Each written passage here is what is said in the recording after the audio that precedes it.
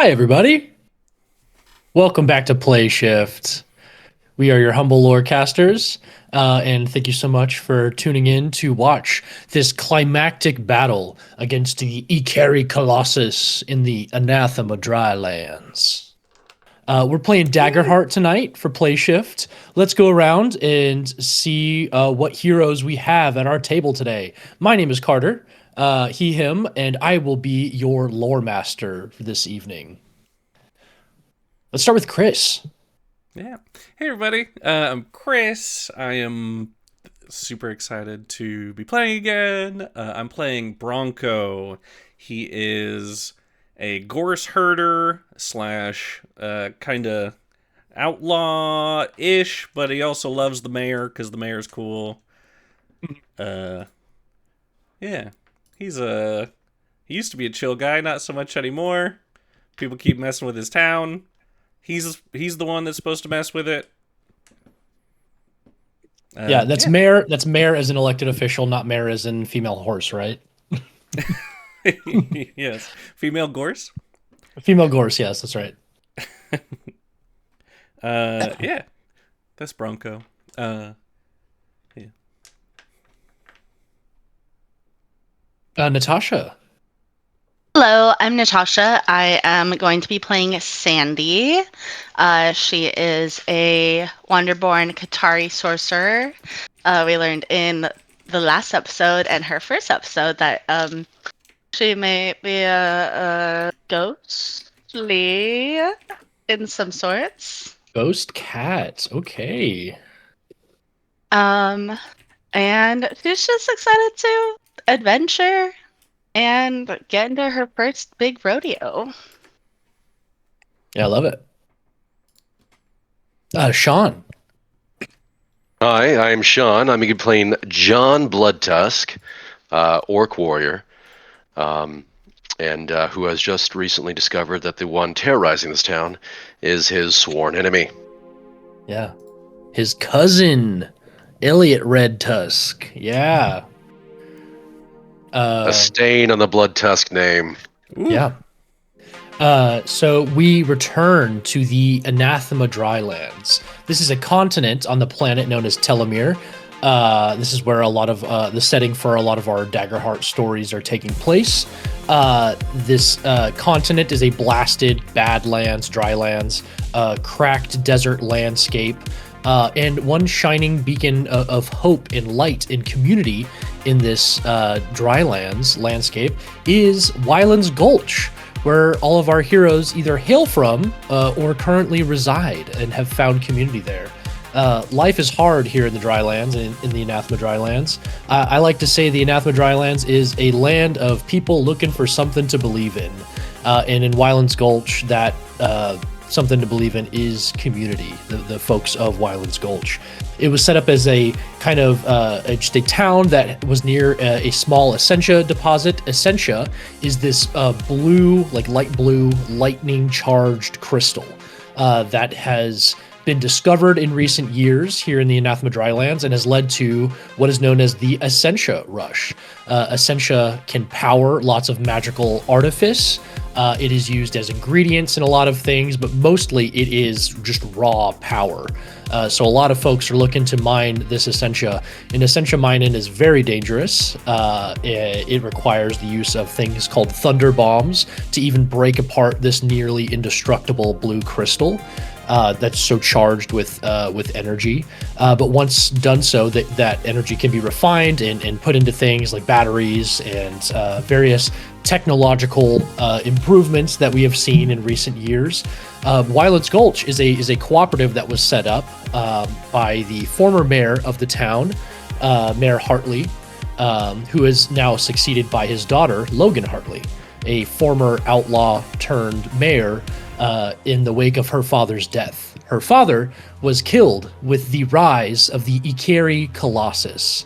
The Ikari Colossus was once the Ikari Mesa, this rising 200-foot tall mesa just north of Wyland's Gulch. About a year ago, the earth started shaking and rumbling, and the Ikari Mesa rose up from the ground, grew arms and legs and a massive head, the Ikiri Colossus. I'm going to try to share something to my screen here. We'll see if it works. It looks like this guy. Let's full screen this for a second. There we go. This is the Ikiri Colossus. Did it pause? Can you see my screen? Yeah, we can see it. Okay, cool. This is the Ikiri Colossus. They're scary. One of these little rocks down here would probably be the approximate size of a person. But all you know was this little mesa on the top of the Colossus here that jutted out of the ground about 100, 150 feet.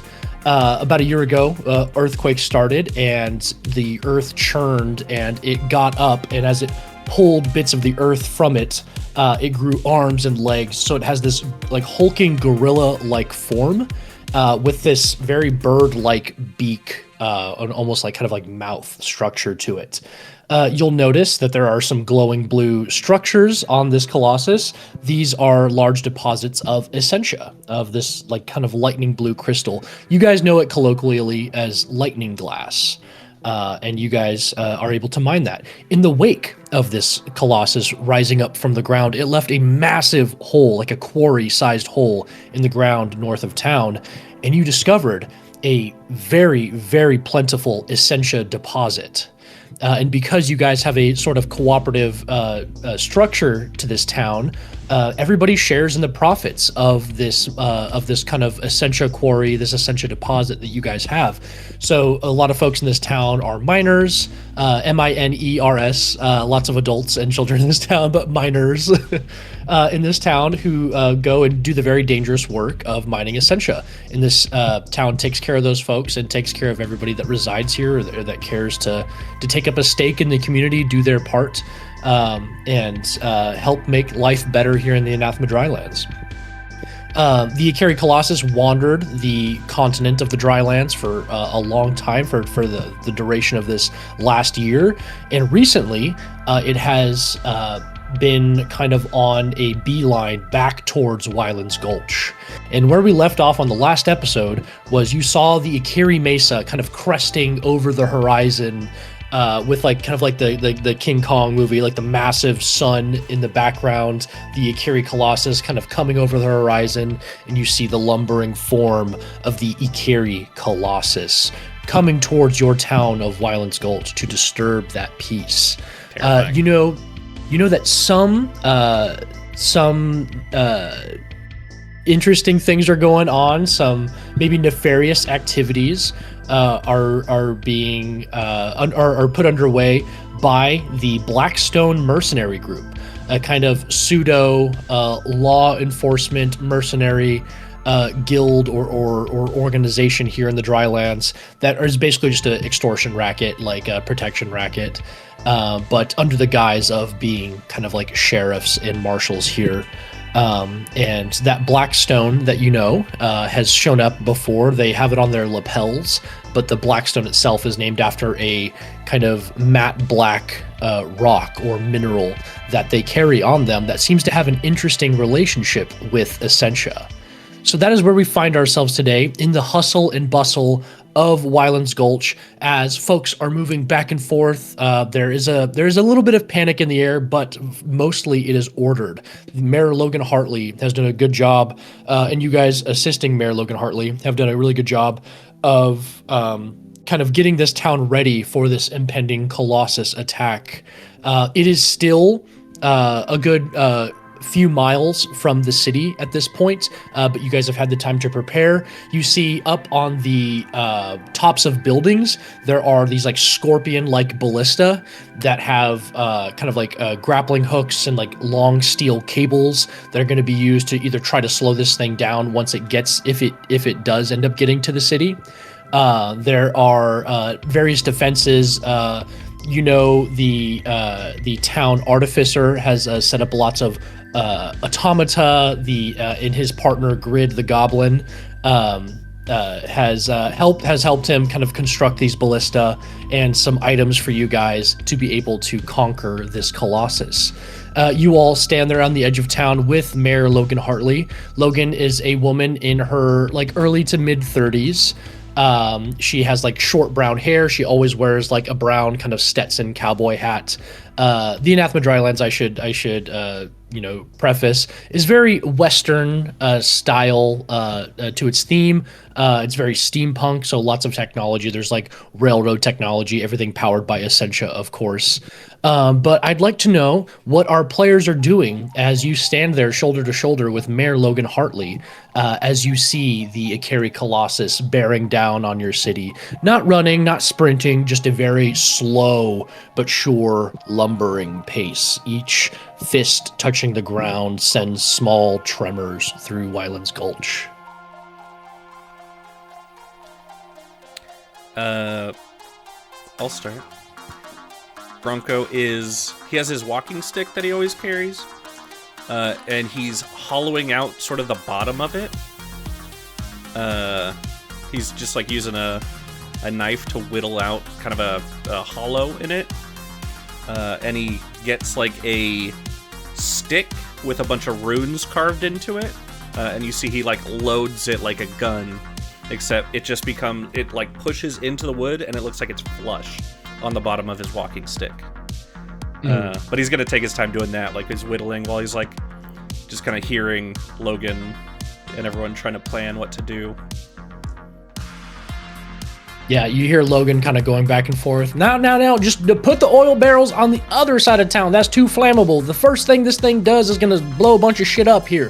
We don't need nothing flammable by these old buildings here. You know, these are expendable just on the edge of town. Why do you think we got old Jezra up on that ballista up there? And you see the kind of like the old town. Son of a bitch. Old Jezra, this kind of like 4.5 foot tall older man, kind of palish. Sorry, not palish, but actually like sun-tanned skin. He has like a top hat, but the top hat is like kind of like a can opener, just kind of like up at the top a little bit. He wears suspenders, breeches, and kind of just nothing else. And he is up there in the gunner seat of this massive like scorpion-like ballista that is currently loaded with a massive like thunder bomb arrowhead at the top. Who the fuck let Jezra in that thing? She's like, you know what? It makes him happy, and you know he's not a bad shot if he doesn't have a pistol in his hand. If he's got a big target, he can hit it. It's gonna be the last minute. Someone's gonna do a heroic move to save the day, and that motherfucker's gonna kill us all. You do see Jezra, who is a rambunctious sort of fella. You do see him unorthodoxly like locked in here in this moment. You see him like dialing in the sights. There's like a kind of like a 3-tiered iron sight like reticle in this thing. He's over here like squinting his eye and kind of like moving things to the left. You see him adjusting the sights on this thing.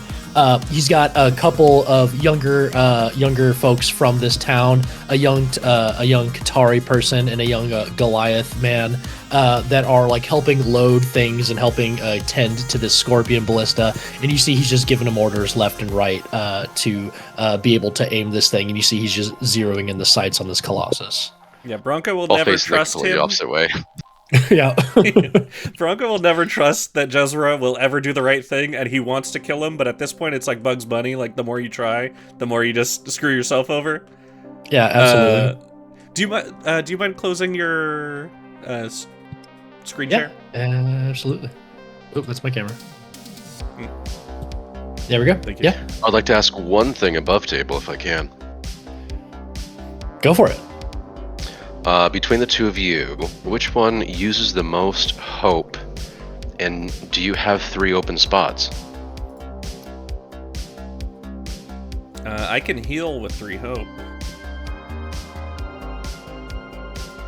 Can you take 3 hope right now? Yeah. But also, if you have cool stuff, Natasha, you can take it too. Or like, you could take it instead. I don't know. Yeah, do you use a lot of hope, Natasha? I do use a lot of hope, yeah. And I do have 3 open hope right now. Yeah, you could take it. I use stress more than I use hope. It's just healing costs 3 hope, Gotcha. Which is expensive. Yeah. Yeah, take that for sure. Who else do we have here? Yeah. Sean, you're going, yeah. Yeah. I don't know about the two of you, but I am not able to climb that thing all the way to its head. I'd have at least 40 pounds on me as I stand.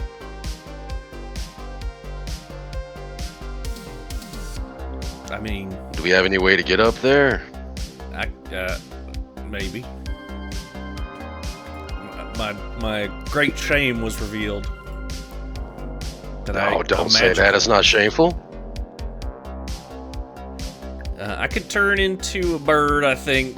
Let me double check if I can turn into a bird. Going through my spells here. I can turn into a winged beast. Oh no, that's like I can turn into like a owl at the biggest. What's the biggest owl? I don't think that could carry a person.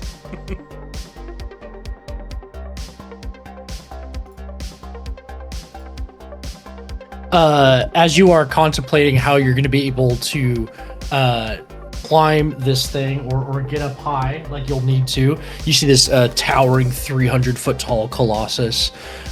You see the town artificer, a gnomish older man, kind of like long, curled up mustache, shock of white hair on his head, goggles that are over his eyes right now, so he's just got these like massive, cartoonishly large eyes. This is Robert Bobbington. And Robert is, like I said, the town artificer, and his partner in crime, or partner in artifice, is this like green-skinned, slightly like peach fuzzy, long-eared goblin fellow, named Grid the Goblin. Once roommates, now reunited after your adventures, they have worked very hard and very diligently to construct, like I said, these like scorpion ballista, various automata around the city to help move things around and get people to where they need to be, like a sort of last line of defense if needed. And they present each of you with 3 belts, these like silver chrome style belts that you kind of like click around your waist. They have kind of like goes under your like thighs and wraps around, kind of like gun holsters almost. And on either side, there are these like large, thick spools of very high tensile strength steel wire. They are pressurized, and you see they have like very sharp, pointy grappling hooks, like diamond tipped, or I should say Essentia tipped grappling hooks that would be able to penetrate the rocky surface of the Ikari Colossus and would allow you to kind of grappling hook your way up above table. Think Attack on Titan style kind of grappling hooks that are going to let you climb on up this thing. Oh yeah, we got these. I think we'll make it up there just fine. Yep, so this button's go, and this button's retract, and this button's kind of self-destruct, but we put that one on the back just so you don't touch it too Hey, often. Robert, I'd rather Grid explain it. Right, so here we have the self-destruct button. We did put it in the back so you don't push it as often. See, now that just makes sense. He's like, oh, that's right, I forgot. The last thing I was going to do, and you see he like goes like, and like drills in little holes on each of your thing, and he plants just like a tiny little plastic covering over the self-destruct button. Intellectual property, it does have to be saved. We don't want this getting into the hands of the Blackstone mercenary group or anything. Sure. Yeah, but he protects the little self-destruct button there. That's good thinking. Will it self-destruct on its own? They kind of like look at each other. No. I think we're doing field odds testing. of that are happening. Yeah, You'll be fine. Just don't like accidentally bump it, or that's what the plastic covering's for. We thought of everything. And he's like, well, we didn't. And you see like Robert Bobbington shuts Grid up, like puts his hand over his mouth. We thought of everything. Super reassuring. I don't think we got much choice at this point. yeah. I'm sure you'll put the pro in prototype.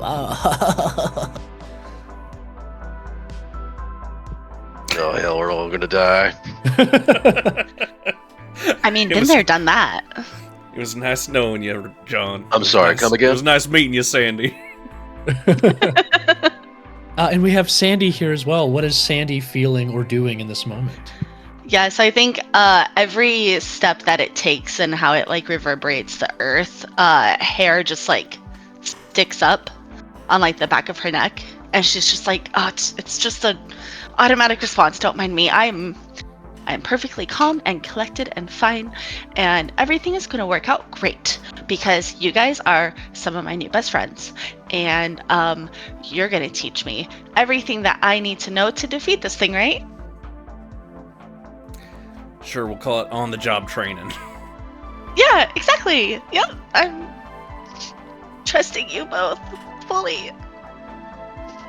And Sandy, you do Sandy. have you do seem to have an interesting relationship, with your abilities as a sorcerer, as it were, in this strange substance. And you see he like kind of like holds up just kind of like a lump of that black rock, that black stone in his hand, kind of a matte sheen to it. It almost it's very dark, but it does have like a purplish kind of sheen to it. And in our last mission, you did seem to have some sort of like innate resonance with this, and you understand that this black stone does have an innate resonance of its own with lightning glass, with Essentia itself. So we definitely couldn't ask for a better person to undertake this endeavor. I'm so happy that you think so highly of me. Well, hey, if it's not gonna be you, it's gonna be one of us, and I'd rather it be you. No offense. None taken, it's fine. Sandy, you are a sweetheart, but believe me when I say there's no one else in this town I'd rather fight alongside right now. You are strong. I am strong. Thank you. All right, I just gave you the soldier's bond. You get +3 hope. Love it. Wow. Sick. Yeah, you see folks are running back and forth. The last of the kind of non-combatant folks, the folks who did not volunteer to be out in the open during this battle here, are getting rushed into shelters that are underneath the ground. You see the Ikari Colossus is now just again 3 miles, barely just outside the city. Logan Hartley hasn't yet taken her eyes off of it. You see that there's probably something like on her mind as she just kind of like looks off in the distance, kind of like tips her hat back just a little bit, kind of lets out like a deep breath, looks up at old Jezra, mounting the Scorpion Ballista, kind of like waiting for him to slip up at any moment, but he's still locked in. Looks over to the other side. You see the other mirrored Scorpion Ballista off on the other side, manned by a more maybe respectable folk around the town. But this town is as ready as it's ever going to be able to rebuff this assault from this Colossus. An assault may be, a strong term. It is just a kind of wandering, lumbering creature without any seeming agenda or malice. It just kind of walks across the Drylands. It doesn't necessarily hone in on anything or attack anything, but you do know that it was guided here by agents of the Blackstone mercenary group as they tried to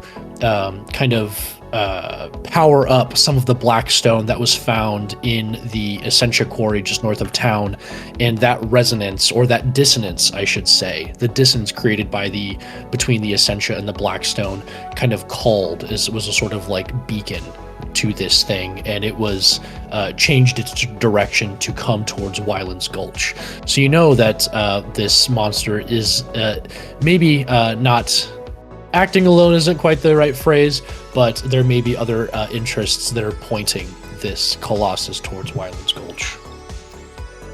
Can I get a read on a couple things? One, what Logan is thinking, like what she deep in thought about, and two, like what gear she has. Because if she's like loading up with like heavy weapons and stuff, I think the town needs her to not die. So, yeah, can I just get a read on what she's like thinking about? Yeah, give me an instinct roll.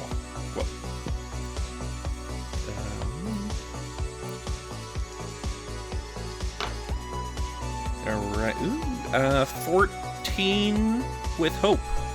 Fortune with hope, yeah, take that hope. I think you see Logan Hartley, and like you've been around her. You're kind of like one of her confidants, someone that she can kind of confide in and trust.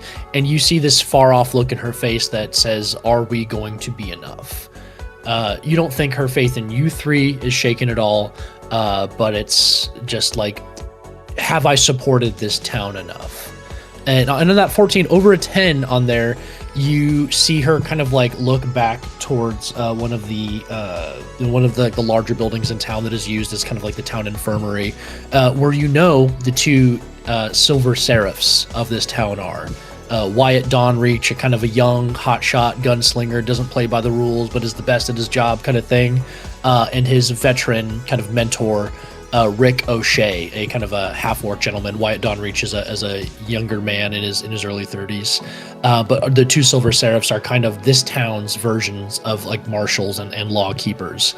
And with in this town, in this world, with the absence of the gods, the Silver Seraphs have found a way to kind of channel the divine domain of justice, and they are kind of gunslinging cowboy paladins, as it were. So they are literally seraphs in the mechanics of Daggerheart. But they, you see that those would be these kind of two guys that would be at the forefront of the defense of this town. But after running back and having an altercation with some of the Blackstone mercenary group, they are on the mend at this moment, and you see her eyes just kind of like momentarily go over to the infirmary, and she kind of looks back at the Colossus as it lumbers forward. So just a lot of uncertainty here. Okay. Yeah, she's not loaded up with what. It doesn't seem like she's going to try to get in the mix, or Yeah, you see that she's not like loading up with one of these things. She's very much like, and she knows. I think you probably had this conversation where she wanted to ride out with you all, and it went, definitely something like, I got to be out there. I'm the leader. They have to know that I'm doing everything that I can to keep them safe. What would you have said to Logan Hartley just the previous night to convince her that she's needed more here than in the front with you guys? Yeah. I think I would have been like, I think those eggheads can make you a loudspeaker. I think your voice is more important than putting your body in danger, Logan. Command the troops from a distance. Keep safe. Keep us all safe.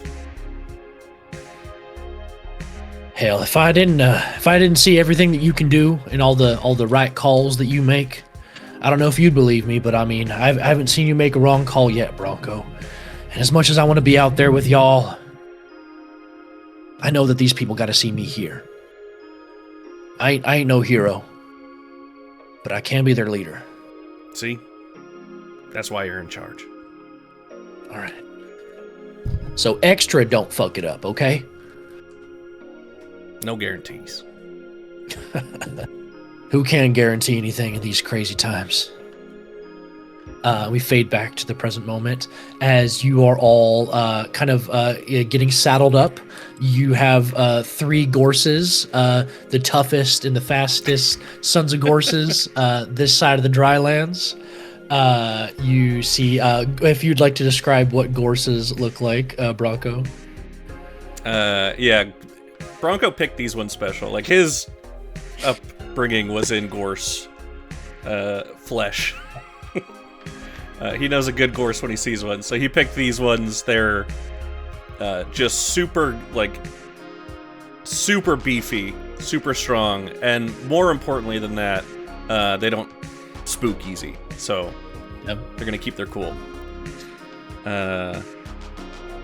And I just thought of a cool name for a gun for a paladin sheriff, a 6-smiter.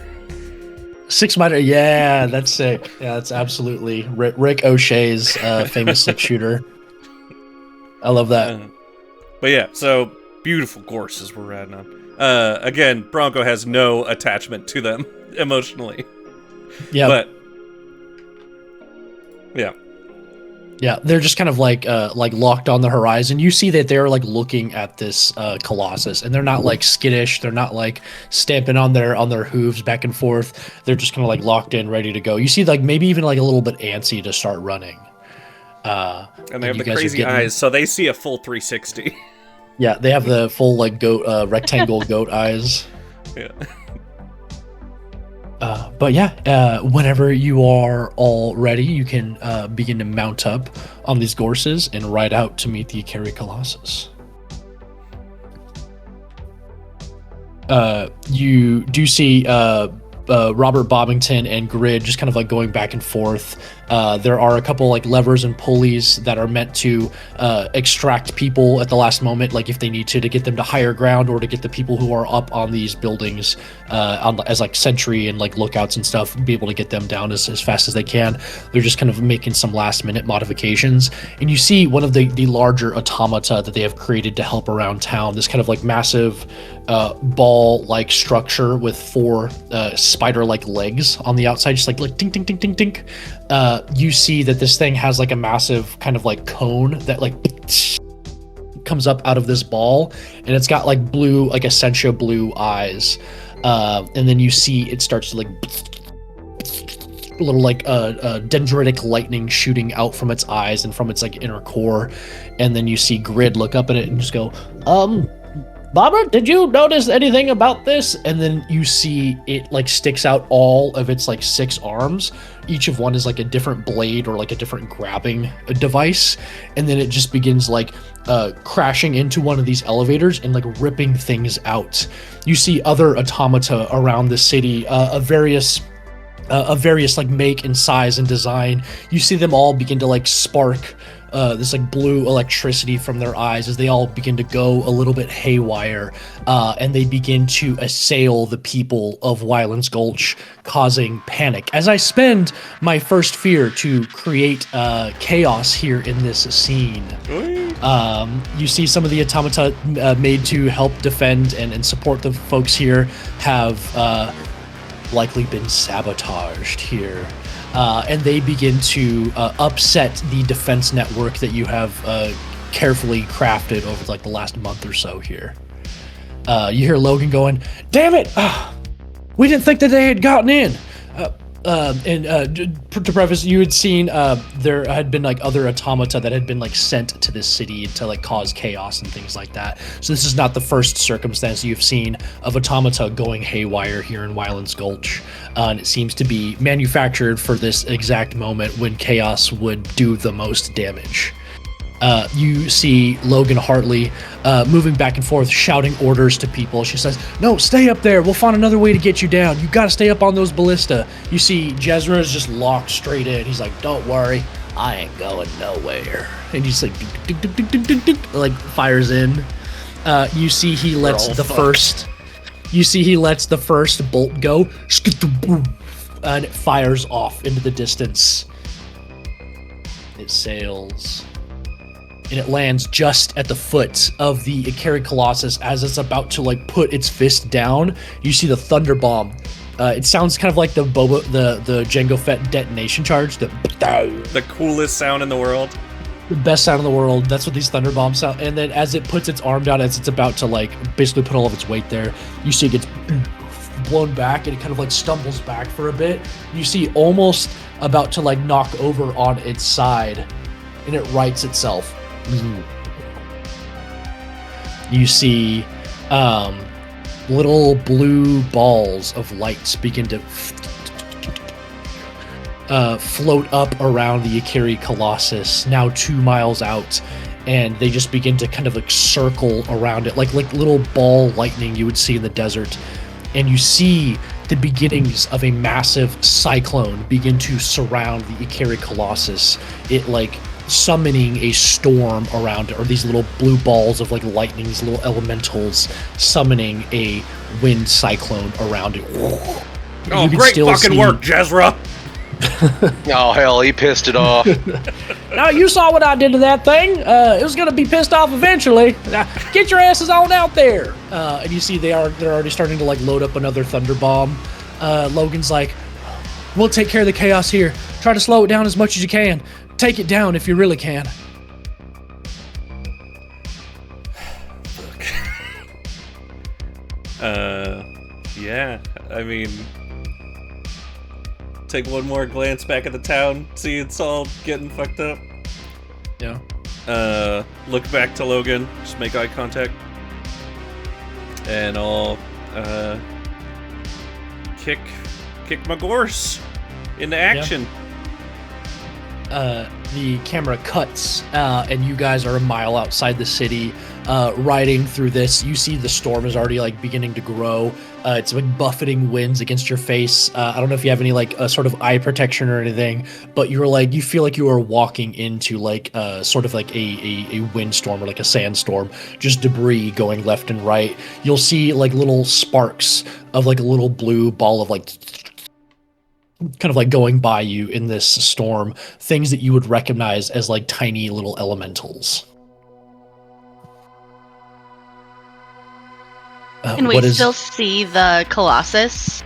Yeah, you can still see the Colossus. It's like the visibility is like about, I want to say you have like 20% visibility here, but then you'll see like off in the distance, like one of like the massive rocky arms of this thing like move out and like kind of touch down. Like you absolutely know where it is. It is like in the center of this cyclone. But you see all these like tiny little elementals going around it, summoning this storm, seemingly called to this large earthen creature. But yeah, just wind whipping all around you. You're getting kind of like pelted left and right with like little bits of sand and smaller rocks that have been swept up into the storm. Before we headed out, could I have done two things? Yeah. All right, I would like to both use my Warrior's Hope and do a battle ritual before we started to head out. Just while we're observing everything's happening, I was doing a little ritual of basically sharpening my sword, just prepping myself, checking my gear twice, getting all set to go. Yeah, absolutely. All right, so that would be... Oh, sorry. What do those do? All right, so the Warrior's Hope, I spend 3 hope, and I gain +1 to my attack rolls until my next rest. And then and that's once per long rest. And then Battle Ritual is once per long rest. I do a ritual before I attempt something incredibly dangerous or face off against a foe who clearly outmatches me. I describe this in the preparations you make. When you do, clear 2 stress and gain 2 hope. So I basically spent 1 hope and got +1 to my attack rolls. Nice. Very cool. That's I've never seen a mechanic for lock-in before, but that's pretty good. Awesome. Does anybody else have any preparatory things as you guys ride out into the storm? Yeah, I think last time I used Gifted Tracker on the Colossus, right? So then I will have a +1 bonus to my evasion against it. Oh, huge. That's huge. When this thing, you are like just a good like maybe quarter mile away from this thing at this point. So you know that this guy is swinging, so that is going to come in real handy.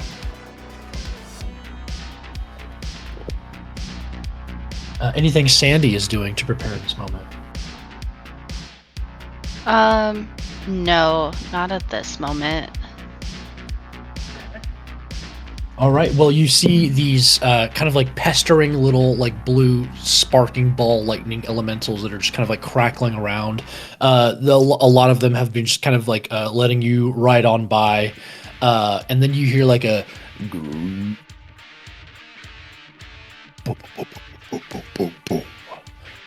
coming from the Colossus, like far above you. You can tell that this came from the Colossus's mouth, creating this noise. And then you see a lot of the ball lightnings that have been like kind of like rushing past you begin to like just stop and hang midair, and then they begin to zip towards you, surrounding you all. You see about 4 or 5 different little balls of these lightning energy elementals and they begin to just like shoot out sparks left and right. I need all three of you to give me agility saving throws, agility reaction rolls, to avoid these strikes of lightning as you approach the Colossus.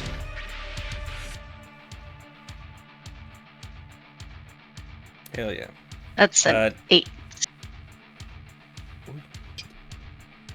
Oh, I can spend New Hope to reroll. Yeah.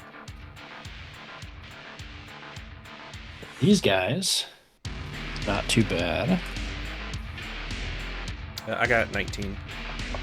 19 succeeds. 14. 14 also succeeds. 13. 13 just fails. On a 13, you, my friend, are going to take 6 plus 2, so you're going to take 8 points of magic damage. As you're darting back and forth, you see some of these lightning bolts shoot over your head and shoot under you, but one that you did not see just in your blind spot shocks you directly in the chest, and your body goes numb. But you see your gorse grounded to the ground here, begins to just charge forward, and it kind of like keeps you astride, but you kind of like have this like numbing feeling going through your body, and whatever hairs you have on your body just kind of like stand on it for a moment. Alright, that was how much damage? That was 8 points of magic damage. You see these ball lightning elementals just begin to like harry your approach to this Colossus. You see 3 or 4 of them are just kind of like hovering around you, shooting out like little individual bolts of small lightning that just kind of like are meant to like stun and injure you and keep you from approaching this Colossus. What, if anything, are you doing to avoid this or to charge past this obstacle?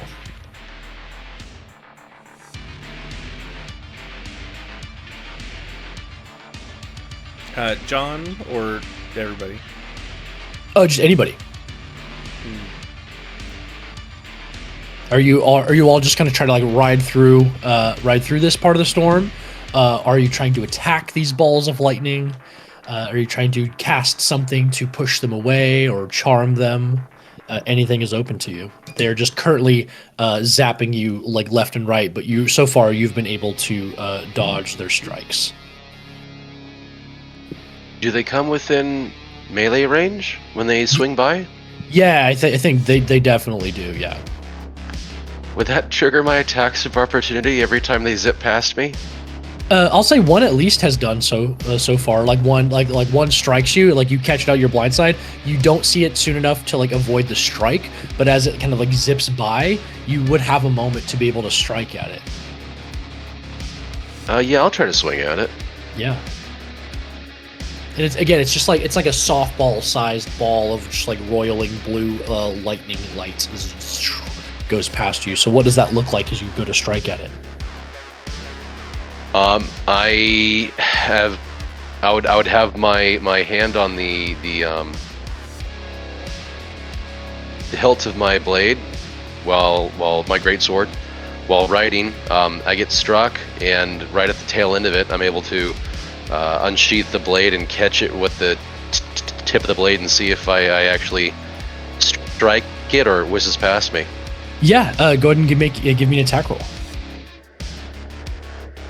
With the previous roll that we did it matter whether or not it was fear or hope? No, that was a reaction roll. So on reaction rolls, you don't gain hope and fear, or you don't gain hope and I don't gain fear. But this one, yes, it's an action roll. This is a 6 with hope. 6 with hope. For these guys, their difficulty is unfortunately higher than 6. You do get to take that hope, but you see one just kind of like goes by you, and you see it just kind of like as it runs past you, you just dodge out of the way. It kind of like stops. Like you're seeing like a sentience behind this little ball of energy. Like it knows it was just like attacked and missed. And you see it double back, and it goes to essentially try to push through your body. 6 plus it's 2. Does an 8 hit your evasion? My evasion is 9. Ooh, just missing. What does that look like as this little ball of energy? You see it like double back, and it begins to like essentially try to like push through your back and send like an electrical charge through your body, and attempting to like stop your heart from beating. How do you dodge that? I would do that really cool cowboy thing where I jump off the saddle for a little hop, where I bounce off the ground with one foot and hop back on the saddle, where it zips right over the saddle. Yeah, very cool, very cool. Sick.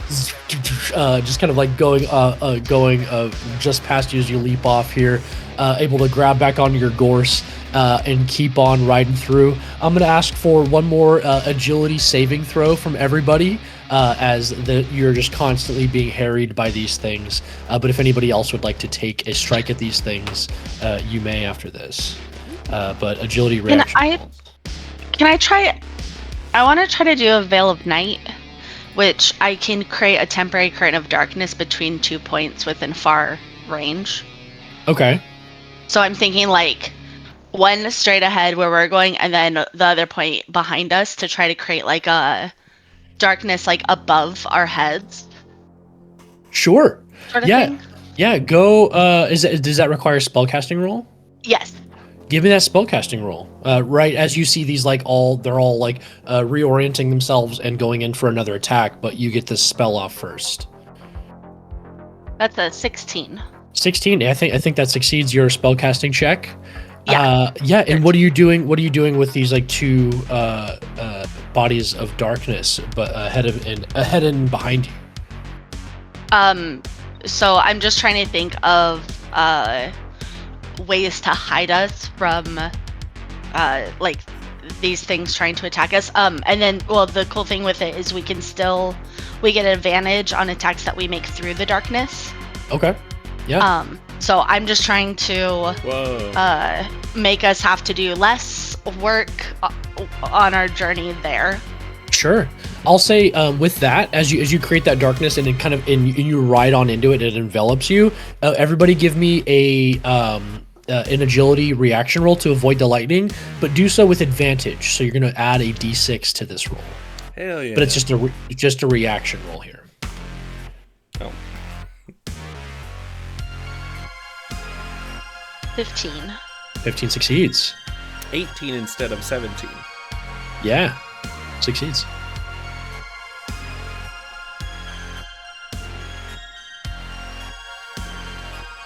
$19. 19 absolutely succeeds. Yeah, you guys are all in this pocket of darkness. You can hear like the Tesla coil electric buzz of these things outside of this darkness. And like while they can't see you, I think you can see like the dim just inside your pocket of darkness, just outside of it, you can see the dim little blue balls of light. So while you're kind of like momentarily in this darkness stationary, you would get a chance to strike out at these things with advantage if you'd all like. So if you all want to take a round of attacks at these things, you may. Sure.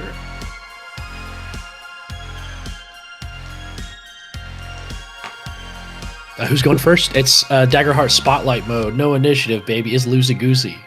Ah, shit. I rolled really good with fear. That's 18 with fear. 18 absolutely hits. I'll take a fear here as the stakes get higher. I smack with my walking stick. I did 8 magical damage. 8 magical damage is more than its major threshold, so you deal major damage to one of these things as it goes by. And these guys, being smaller, only have 2 hit points. So as it goes by, you whack one and it just fizzles away and disperses. Yeah.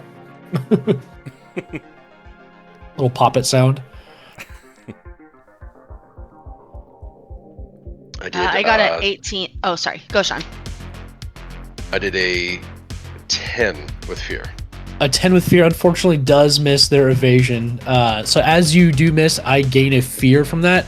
I'm gonna interject here. You see one of these balls of lightning comes into the darkness. You see it even has to like it has to like push through your sorceress arcana, Sandy, and as it pushes through, you see it does like turn itself into a bolt of lightning. Instead of like ejecting one out from its core, it just like changes itself into a single bolt of lightning and charges through. And you see as you go to attack it, it just goes through your arm. Oy. For a natural 20. Redirect lightning. Natural 20. And so for a natural 20, on crits and Daggerheart for damage, the damage, they're like kind of like exploding crits. So it deals the full dice value of the damage, which is 2d6 plus 2. So it deals you 14 points of damage just off the jump, and then I get to roll the 2d6 on top of that. So you're taking 14 points of damage. And then ooh, wow, I rolled 2 6s on 2d6. Whoa, yeah. A max crit? I that's a max crit. I was like, ooh, a 9, but it's a d6. But a max crit, so 14, so you're taking 26 points of damage. Oh my god. Of 26 points of magical damage as you're riding through the storm. One just gets through the darkness, but in order to do so, it has to change itself into a literal lightning strike.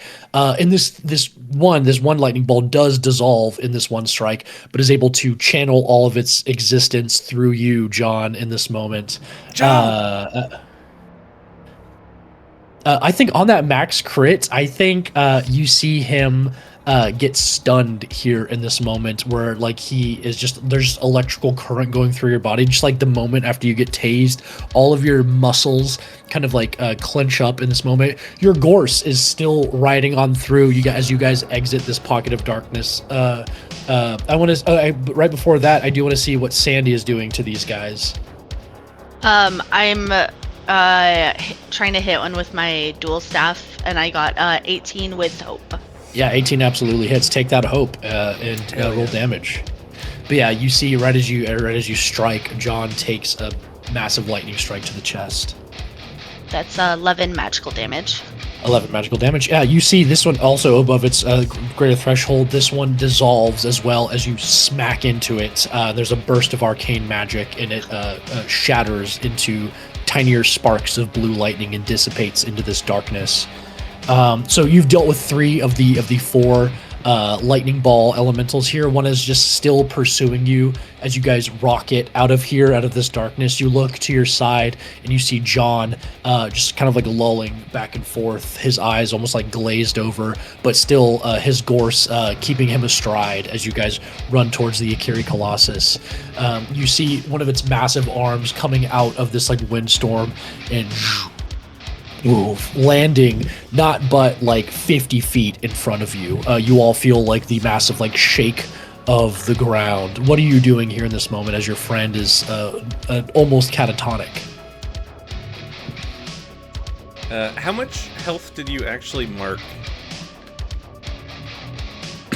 For 26 points of damage, Sean. Yeah, I was gonna say, with the I would spend 1 armor to reduce that from severe down to major. No, I'm sorry. Order of operations. I would use the get back up ability to mark 1 stress to drop severe down to major, and I would use 1 armor to drop major down to minor.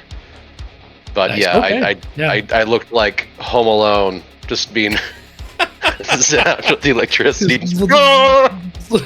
Yeah, the skeleton for a second, like. Marv. Oh, jeez. Yeah, definitely took a big hit, but John's a sturdy guy. Yeah, I think I'll pull up hurt beside him. As I see him like kind of slump over, I like pull up so the horses are like fully side to side, and I go to grab him. I mean, he's just so big though, and Bronco's so small, so he's just doing what he can. And he like pathetically tries to like pull him up, but then he like looks up at him and sees he's like still okay. He's like, oh thank goodness. You okay there, John? That hurt a lot. That looked rough, buddy. Should have redirected that light. No. My muscles contorted so much I felt like my bones were going to break. Oof. Yeah, you're still kind of twitching a bit. As you're focused on healing John in this moment, making sure that he's good to go, John, your senses come back to you. You're active in this moment. You see rushing past you. You see there's like a wall of like sand and wind that is rushing past you as the Akiri Colossus. Instead of like stepping, uses its left arm to swipe through all of you against the ground. It almost like scrapes against the ground here. You can like see it coming with enough time to react, but as this wall of wind and stone goes to sweep across all of you, what would you like to do here in this moment? You know that your gorses are kind of in the line of fire. You guys are in the line of fire. What is it you would like to do to avoid this attack? So I have a couple things. As a druid, I kind of have like a druid craft-like ability where I can do like minor nature effects. But the more important thing is I have Ridgeborn, which means that I'm really good at navigating harsh environments. So I've been through like dust storms before.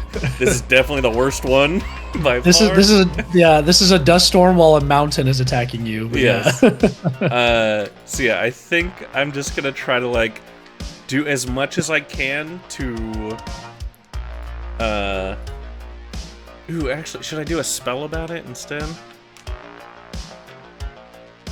Because I was thinking I could do like minor effects to like push the wind back out, or like redirect the sand, or redirect the rocks away from us.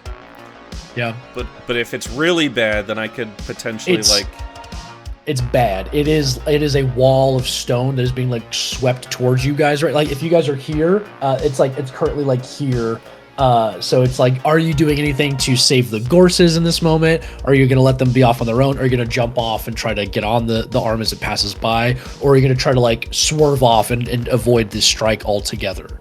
Okay, I think I'm gonna do a spell about it then. I'm gonna do Vicious Entangle.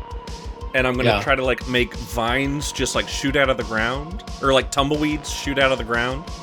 And try to make sort of a wall to deflect it. And just kind of like go along that just root wall. Yeah, absolutely. Give me that spellcasting check. Okay. Yeah, this is definitely stretching the bounds of what the spell does, but also like... Yeah. Sliding scale of success and failure, though. Sure. Okay. Ooh, and it gets stronger when I spend a hope. So I'll do that, just to ease my conscience about what this spell can do. Yeah, you're a wind sniffer. You can hear you can smell all of the tumbleweeds that are like in the nearby vicinity, calling to your aid. Mm-hmm. I rolled real good. That's an instinct roll. So a 21 with hope. Yeah, 20. Definitely take that hope. Over a 20 success here. You see all of these very brambly the tumbleweeds. Tumbleweeds, thank you. You see like one, and you see two, and you see three, you see four, you see five, you see a dozen tumbleweeds that all begin to like come together in like one massive tumbleweed. And as they strike against the wall of this thing, they break. And it kind of like creates a spiderweb network along the forearm of this Colossus, and it roots itself down to the ground. And as it sweeps, it just slows, and you hear like the snapping of the tumbleweeds as it slows this. But you'll have time to be able to get around or do whatever it is you want to. But it is not in immediate danger. It is just like as it begins to snap through these. What would you like to do? What would all of you like to do? It's not gonna hold for long. What are we doing? Oh hell, this is as good a time as any. And I try to try out the new gear that we have on our hips. Yeah. Cool. Yeah, So I this aim for his forearm around his shoulder. Yeah. Or So this is shoulder, but his elbow. Yeah, definitely a tool use here that you guys are doing. You are not proficient. You haven't had of course, the experience wielding these as you would have liked to. So for the first roll here, I would like everybody to give me a finesse roll to basically aim your it's all on the hips as Bobbington would have kept telling you. You aim these grappling hooks towards this forearm here. So everyone give me that finesse action roll to successfully use this device. 14. 13. 14, 13. Oh, with again, this is an action roll. So with hope or With hope. with hope, take that hope. With hope as well. Take that hope, Chris. You look excited. I got a 2 on my hope die, and I got a 2 on my fear die too. Yes, sir. Yeah, Yes! we love Daggerheart crit, baby. Yeah. You see, and I think you have been able to use this at least once. These other folks haven't quite had the chance to yet. You know exactly where the deploy button is. You know exactly where the self-destruct button is. You know not to touch that. And I think you just like level your hips at this thing, and you see fire. You see 3 sets of cables fly off into the storm. And where on this thing's arm do these grappling hooks find purchase? Like, how far up are you aiming for? Like, do you think you're aiming for like the fist or like the elbow, or like from right now, like the things that it's currently scraping against the ground is like the edge of the fist to like the beginning of the elbow. I'm thinking like the Yeah, I was aiming for like the low forearm. Yeah. I'm thinking like the inside of the elbow, so I'm protected from the storm. Yeah. Sandy, anywhere close, or are you just going where they go? I'm just following along. Yeah. So I think Bronco Doing goes great, kid. towards the inner elbow, John's towards the lower forearm, and I think you go right in the middle here, shooting off. And you see like they have like an arc to them, but they the pressure behind these propellant kind of devices is able to get through these very harsh winds, and the Essentia tipped grappling hooks penetrate into the rocky surface of the Ikari forearms of the Ikari Colossus's forearm, and you feel them go taut. You feel like it could pull you at any instant. You still have your gorses on you. Does anybody give a parting word to their gorse or anything, or do you guys just launch off? No, I trust it to do its thing. I stand up on the saddle and I go for it. Yeah, you guys are just pulled off into the distance, and you see the gorses begin to ride off as you guys are brought up along the side of this thing. You are like face flat against this as it pulls taut to keep you up alongside. There's like a release button that you know would release these things. They also have like a handheld thing, so like there's each grappling hook kind of has like a handheld, almost like a brass knuckle type of handhold, where you're going to be able to like and climb your way up. You see this thing fully breaks through the rest of the bramble, and the gorses are trying to run out of the sweeping motion of this forearm. I'm going to roll for each gorse to see if it is able to either run away or do something else to protect itself as it gets through here. Okay. Or they could just all be okay. Or they could just be okay. So we have one that is just so fast. I think it was the one that Sandy was on. Just like veers on away and is able to just crest past it as like the fist passes, and it goes in a wide arc. You think it probably returning towards Wyland Gulch. One rolled middle, and you see it begins to That's jump. John's. John's for sure. As he leapt off of it, this one is running, and you see it's not going to be able to outrun that forearm, but this thing's half goat. So it jumps up and it meets the force of this forearm, and it begins to like stand on the edge of like this steep wall face of this forearm like a mountain goat, and is and it just kind of like stands there against all will. And you see one of the gorses, having rolled quite low, is swept off in the storm, either by the forearm or the storm itself. You do not know the fate of that third gorse, but one having run off, one being like kind of like I would say behind you, John, like pretty far, like a couple hundred feet behind you, up on this forearm, or not a couple hundred, but about like 75 feet back, and it just kind of like stands on this very precarious wall face here, and it just kind of like like knowingly looks at you, John, and just kind of like gives you a nod. I yell back at it. Damn, Billy, I could have rode you up this damn thing all by yourself. All they need is 13 degrees. It's just standing there. I'm just imagining that of the goat with the snow leopard. Yeah. But you guys have successfully That's mounted hilarious. the Colossus. You're able to kind of like climb your way on up to like a standing position.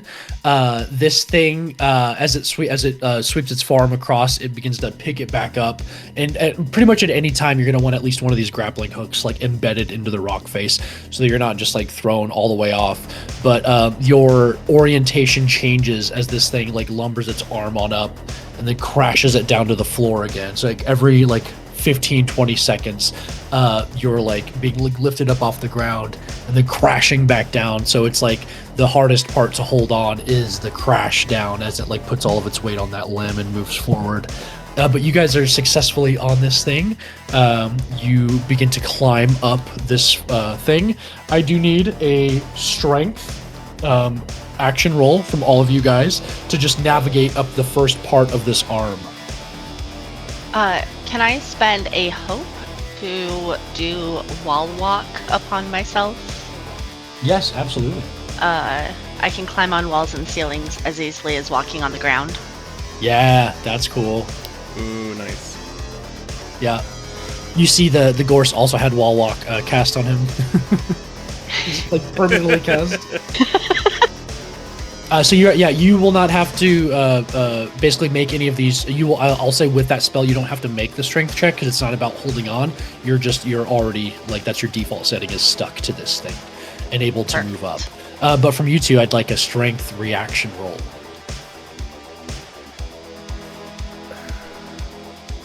Yeah. Okay. That's gonna be a 14 with hope. Okay. Yeah. No hope there, but 14 succeeds. Gotcha. Should I turn into a spider? Before or after the roll? Yeah, before the. That's what I'm saying. I don't want to roll. I'm scared. Yeah. I think I'm going to use a stress, mark a stress, and turn into a spider. Okay. Yeah. A guider. Yeah. So I get Surprise! The advantage on Colossus flying. has severe arachnophobia. Yeah. Yeah, we win. We did it. Yeah. Okay. Oi. Oh boy. That's a billion. 23 plus 0. 23 with fear. 23 with fear. Yeah, absolutely. So that succeeds on the spellcasting check. I'll take a fear. You become. Is it a guider or is it a spout? Ooh. I think we have established it's a guider. Yeah, a guider. And in fact, I'm using two of my legs to say, come this way. So I'm definitely a guider. Yeah. Oh, you're guiding them? I love it. Yeah. And you are all, able to navigate all the way up, like to the elbow of this creature. Like you're like on the upper, like I would say like the bicep of this creature at this moment. You hear like wind ripping past. You still see a bunch of those like little ball lightning elementals kind of like rushing around, creating this storm. And then you hear a sound you haven't heard yet, which is this thunderous boom coming from the upper parts nearby its head. You see these like warbling bits of like wind that are just like pushed away as air explodes and this thunderous boom. As that happens, let's roll 1, 2, 3, 4, 5, 6. 1, 2.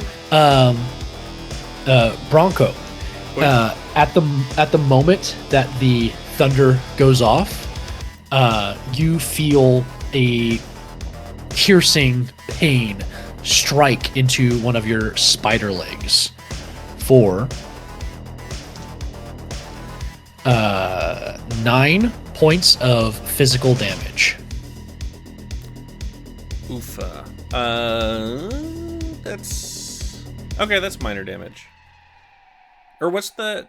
So if it's the first number, that means it crosses into major damage. Yes. So like if your major is 9 and I did 9 damage, you take 2 hit points. Okay, I'm going to use my rune ward. So I'm going to spend a hope to reduce that damage by 1d8. Okay. So you should get 9 points of damage total. I reduce it by 5, so that brings it down to minor damage. Yeah. What does your rune ward look like as you summon that with your druidic magic to save yourself from this projectile and lessen the damage? I think we said it was like a trinket that like Bronco's mom gave him or something. Like it's the only tie to his family that he has left. Because like he skipped. What was it? Vulture Gulch? Yeah. But as this thing whizzes by and it breaks through your magic and still pierces you, dealing a little bit of damage, you realize that you were just shot by a bullet. Oof. Yeah, I will scream out because I can still talk when I'm a spider.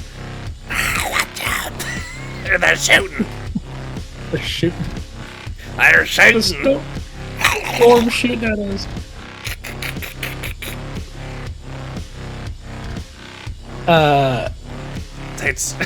It's got guns. I think they're riding them. As that happens, give me an instinct roll to see if you can track the trajectory of that projectile, of that bullet. Cool. Good at that. Fuck! I keep rolling so high on fear. That is good though. 17 with fear. 17 with fear. I'll take a fear. As you realize that shot came from like up towards the head of this Colossus, and you know definitively on that roll that you were shot with a gun. They're out its head. I yell out as a spider.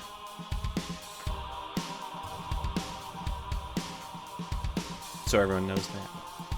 Yeah, you guys relay that information. You continue to climb up this Colossus. You see within its like bicep up towards its like shoulder area. You see every time it moves, you see like a glint of like blue light in like the kind of like the shoulder socket of this creature. Every time it moves, like basically it's in its armpit, you see like a glowing blue light through like the whipping wind. You can still see like a little bit of like crystal sticking out of that arm every time it moves. As we're climbing up also, I just read the cool thing spiders can do. I'm going to start making... I'm going to use Web Slinger, so it is strong web material useful for both adventuring and battle. It's resilient enough to support one creature. So I'm going to start creating like a rope type situation for Sandy. Since I started a little higher up, I'm going to create like this sticky rope that you can grab onto and climb up. And we'll say, don't think about where it comes from. It's bum rope. She'll like grab it and just be like, we don't need to talk about this ever. I agree. And I'll say, as long as everybody's using your bum rope, and between the spider and the spider walk that you have and the grappling hooks, no more climbing checks will be needed. But it is like an arduous process to be able to climb this thing. But you again kind of like see this like glowing point under its forearm. You still see like that kind of glowing point, like a beacon of light from its head, and then again there's like that blue kind of like essential crystal cluster on its back, on the massive mesa on its back. What would you all like to do as you approach this blue crystal cluster under its armpit? You still hear occasionally you'll still hear like the thunder blast, and every time there's a thunder blast, you hear like a zzz, zzz, and it like strikes the rock next to you. But you're just out of range and out of sight from whoever is trying to shoot you up there. But you do know that they're trying to mask, it seems like, the sounds of those gunshots with the blasts of thunder above.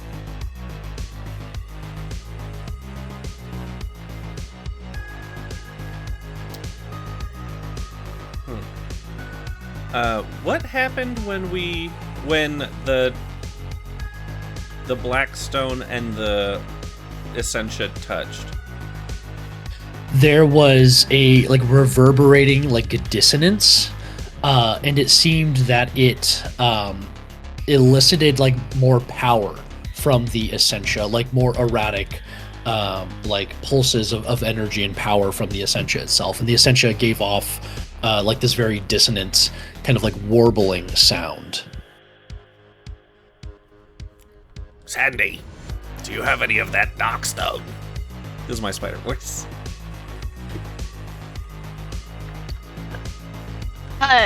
Yeah, I got a little bit in my pocket. Do you want it? And she'll like start reaching for her pocket, like. No. You're the expert on the stone. It might be too chaotic. We might die, but it could mess with the creature. Oh, do you want me to go touch it to the thing? Maybe that's a last resort, actually, now that I think about it. Oh, okay. What happens if you break the crystals?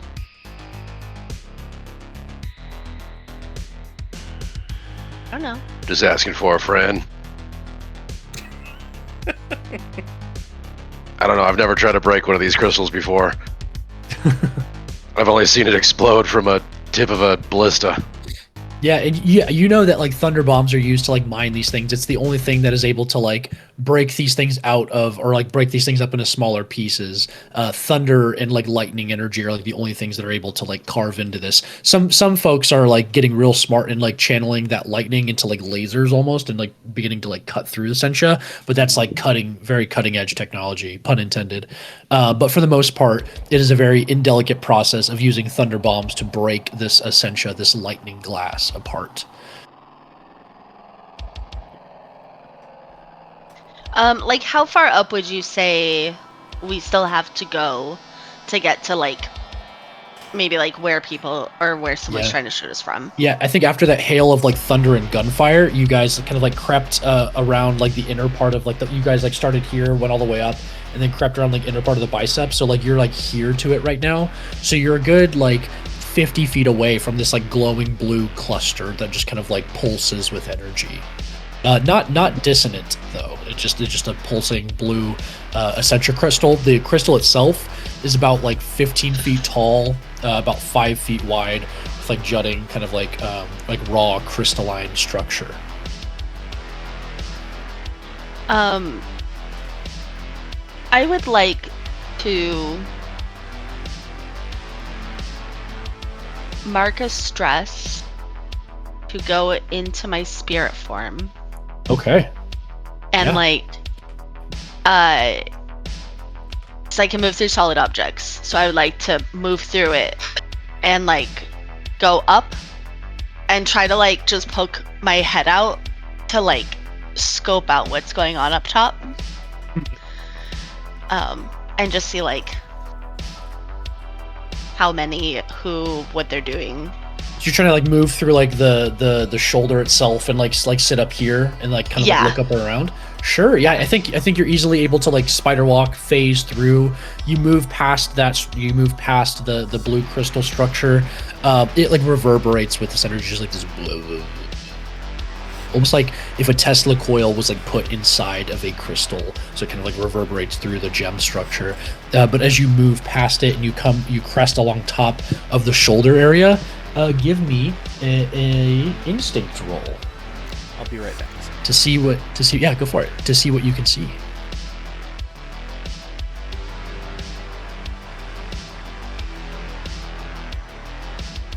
23. 23 with hope or fear? With hope. With hope, take that hope. I think you see figures along the top of the bird, like again, like this like very sharp bird-like, beak-like face of this massive creature. It's got like 6 or 3 eyes on each side, so like 3 just kind of like really cave-sized holes that just kind of like have blue energy kind of like coming out of them. They're not like crystals in each eye socket or anything, but there's just like blue energy coming out from within each of those 6 caves. And you see figures moving past them. You see about 4 that are like sitting within each of not each of them, but 4 figures are sitting in 4 of the 6 caves, just kind of like standing up, looking around, kneeling back down, and you see them like loading sights along like very long barreled rifles, so just sitting in the eyes of this creature. You see more elementals up above you, less like the lightning ball ones, but just like pulsing like thunderous energy, very like warbling, kind of like spherical balls of like warbling, just kinetic energy moving back and forth.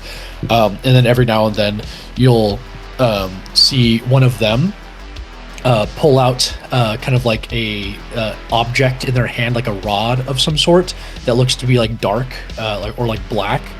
And you see they kind of like strike it against the surface of this rock on the inside of this eye. There's like a pulse of blue light from within the eye, and then one of these elementals goes and like expands into a massive like thunder strike.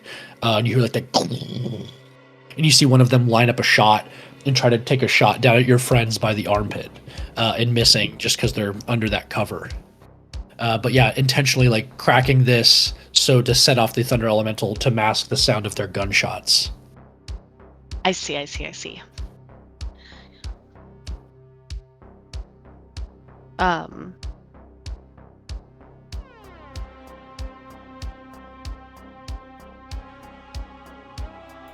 Does it look like they are like hurting the Colossus in any way to make it move forward? Or does it just seem like the Colossus is just doing that on its own? Yeah, you think the Colossus on that high instinct roll carrying that forward, you think the Colossus is still moving forward on its own, probably called by whatever that dissonance was. It's already kind of like set on this path by the dissonance that you guys found in our previous session. But it seems that these things are interacting with the body itself, and that this Colossus has some sort of influence over the elementals that are creating this storm and creating those thunderous blasts and like the lightning blasts. So you're seeing like wind elementals creating the storm, thunder elementals that are creating these like massive blasts of thunder, and then like little lightning ball elementals creating these like damaging strikes.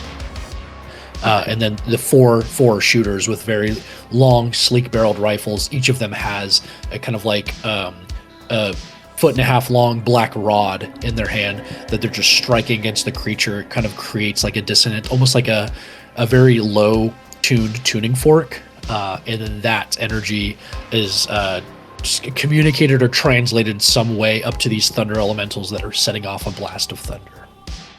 Okay.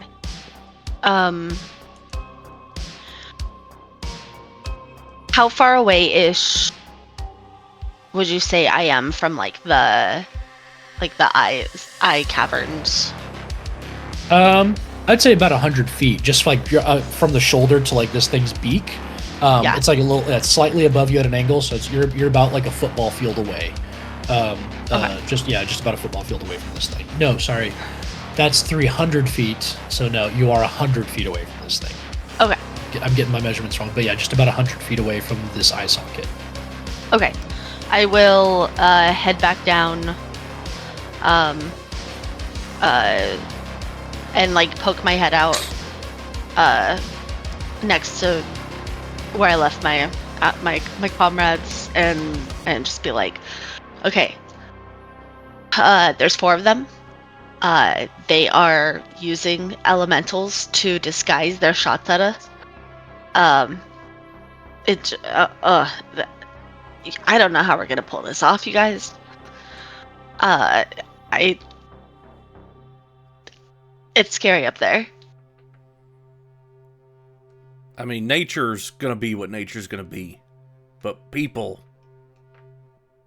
Now, those are the real assholes. I say we target them, and then try to redirect this thing if we can, kill it if we can. That's a lot of Essentia in there, but they feel like first priority.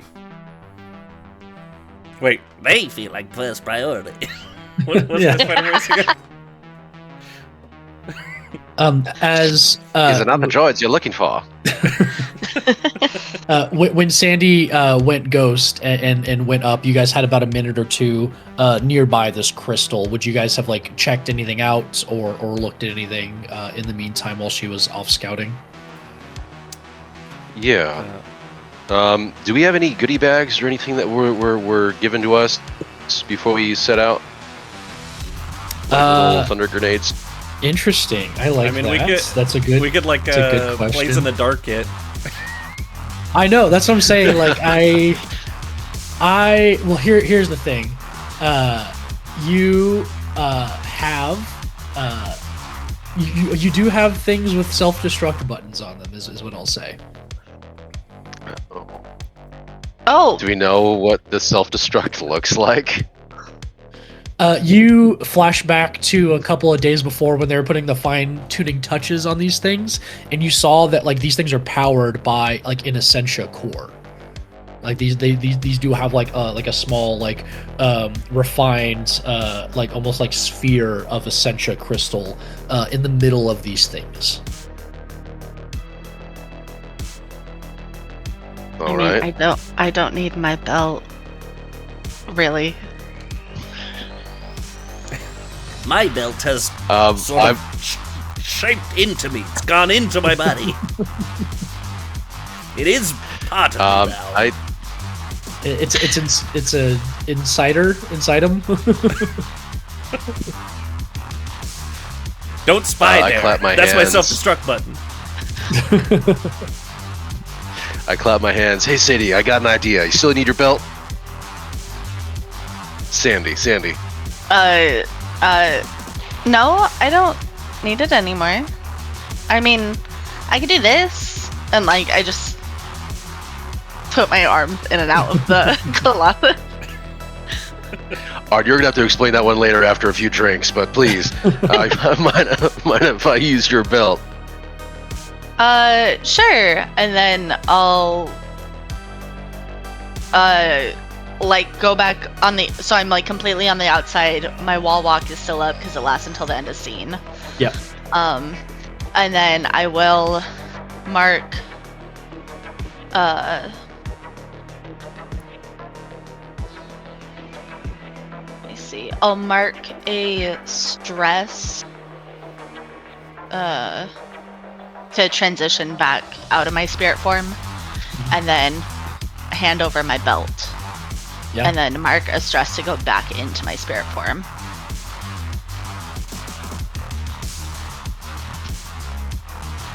All right.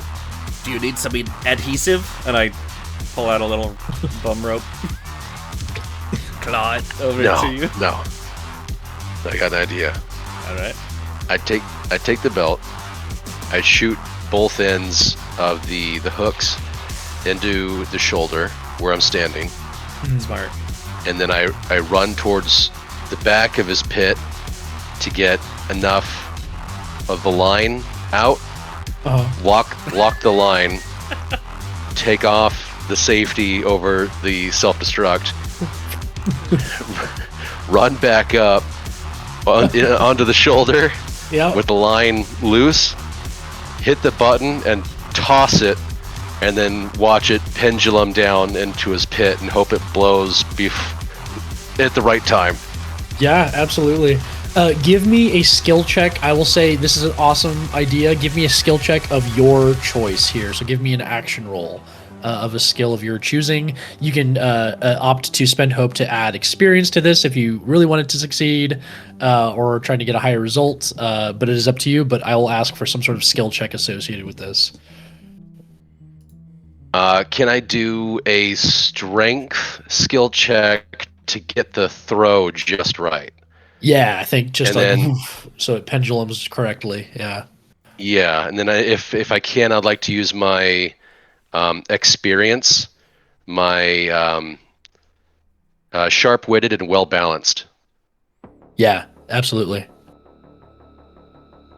Yeah, spend that hope, add that experience. So strength roll, and then what does the experience give me? You spend a hope and you get to add one of your experiences, which so they're like, depending on what your experience is, they'll be like +2 or +3 or plus something at this level. So it'll be Gotcha, your I see the character sheet +2, next to that. Yeah. So spend a hope, add that +2 to your roll. And anybody can spend a hope to like help here, where he would get advantage on this, and he could add a d6. So if anyone wants to do that as well, I could spend a hope to help. yeah, I think that's probably you like giving him the belt and like making sure he's outfitted and stuff. Yeah. So yeah, you can spend that hope. So that gives me advantage? Yeah, you get to add a d6 to that. That'll be an 18 total. 18 total with hope or fear. With fear. Okay, that's what we like to hear. I take a fear. You launch this thing. The winds whip it, but you kind of like close your eyes, you calm, you feel the way the pressure is going, the way the wind is going. And then like you almost like throw it like against the wind itself, but you throw it out so far that the wind, when it pushes it back, finishes that pendulum and pushes it all the way up under the pit. By the time he throws it, what are you guys doing? Like the moment it like leaves his hand, what is everybody doing? And where is everybody? When I throw it, I like to yell to everybody, "Hold on to something!" As I lock in my two things into his shoulder to hold myself down. I'm gonna phase inside and like go back up to observe like the 4. Yeah, back people. up to the top of the shoulder for sure. Where's Bronco? Yeah, I'm trying to skitter into the like crook of the neck to have like almost like a cave cover. Okay. Yeah. So I think so then John's like holding himself just on the outside as he throws it on the outside of the arm. You're up here and you're up here, so you guys are just like just on the outside of the shoulder part here. You let loose the thing as you click it. You hear like a very high-pitched whine as this thing sails through the wind, and you hear it back again as it whizzes past and goes up under the crook of the arm, right into the armpit. And as it makes purchase, you hear that Jango Fett explosion thunder noise, and you see that blue crystal shatters in a bright blue light, sending lightning scattering off into a million different directions. And this thing like basically bucks all the way up. I need you're stuck to the surface. You're also stuck to the surface, and you're all three of you are stuck to the surface. I will say it's a very low DC, but everybody give me a agility or you can choose agility or strength here to essentially just hold yourself on, and like basically this is to avoid like banging your body back into this as you're holding on to the Colossus. I'm gonna spend 2 hope to reroll my hope die. Smart. Would advantage on climb help this? Advantage on climb would absolutely help this, yeah. Okay. 14 agility. 14 succeeds. A 14 strength. 14 strength succeeds. I done did it again. I got a 3 and a 3. Yeah, it's a crit, baby. Hell yeah. Unfortunately, no, like a stress or hope or fear gain on that. But it's a reaction. It's a reaction roll, so it's an automatic success. but it's a critical success. So you see that you are on it. It kind of like bucks you off, but you have like butt rope kind of like sewn into this thing. So like when it bucks you off, you kind of like get listed into the wind a little bit, and you're able to like zoom, like reel yourself back down with your rope, back down to the crook in the neck. And you are all like it takes everything you have, but you are all able to like hold onto the surface of this. You see as this thing like lurches up, almost like when Jezra like hit the fist of it, how it kind of like rocked back a little bit. You see this thing, its arm fully just gets like blasted up and away, still attached at the joint, but you see some of the rock begins to crumble at the fist, and this arm is severely weakened, and this creature can no longer use this arm to support itself. So you have severely slowed this thing down, and it will not be able to use this arm for anything for the duration of this fight. It's cracks, fragile all the way across the arm, and you've disabled this arm. You see similar structures from here at the back legs, at the back leg joints, and you also see one up in the other armpit. So these are like game theory wise, you're looking at like critical points. If we're like talking like Legend of Zelda, these are like the glowing blue points that you're able to hit. So keep that in mind as we traverse the rest of the Colossus here. You guys are able to get up to the neck with Bronco. How would you all like to proceed? Are you going to try to sneak up on these individuals, or are you going to try to get inside the cavernous body of this Colossus? You see from like the kind of like eyes that it has, that its like head itself is very likely hollow.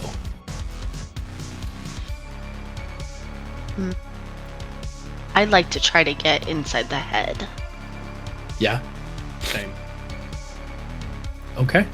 So no climb checks necessary, but this will essentially be a stealth check as you guys try to get inside. So again, it's got like 6 eyes, 3 on each side. The back 2, like the larger of the eyes, are like the larger caves, and they do not have anybody currently like manned in those.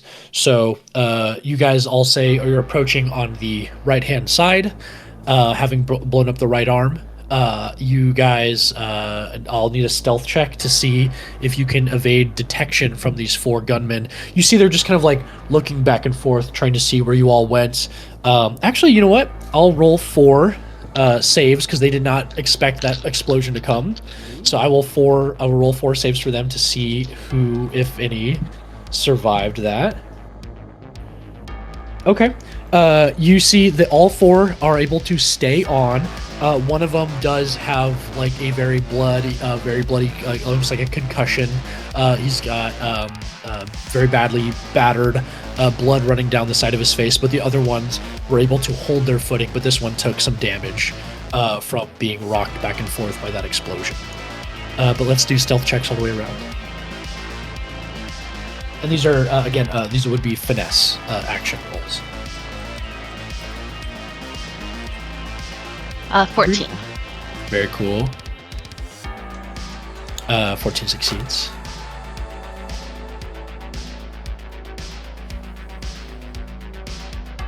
Which roll is this again? This is a finesse action roll. And then, so Natasha, was that with hope or fear? With hope. With hope. Okay, take that hope. I'm so annoyed. 27 with fear. Yeah, that's how it goes. Yeah. Oh my god. Yeah, super stealthy. But Is this roll gonna be from all of us? Yeah. So then you're one more stealth roll from John. Is gonna be 11 with hope. 11 with hope. You take that hope. There is an environmental difficulty here, as you've noticed. The difficulty for all of these is 14. So you do see as you are scaling all your way up, John, you get up to the lip of this like rounded cave area, this like last eye socket on the right side, and you see some of the explosion has like destabilized some of these rocks. Some things are a little bit more brittle here, and as you step, a rock kind of like breaks off and it falls past the other gunman and it kind of cracks against the chest of this creature, and you begin to see like they start like looking up. The two gunmen on this side begin looking up, and they say, "Hey, there might be some above us. Let's go check it out." But you are able to move inside of that cave, but you may have some company soon. You all find yourselves in this massive, like, it looks like bored out. It's like a perfectly circular cave that you are in. The ceiling itself rises up about 40, 50 feet. There is a blue light coming from the other end of this tunnel. It's actually like coming from like higher up, but it just seems to like illuminate, and there's like a pulsing nature to that light as it fills this cavern, and you are all able to move your way in. You see that there are little blue elemental sparks of like these little ball lightnings, like smaller, less like aggressive and like bent on attacking you.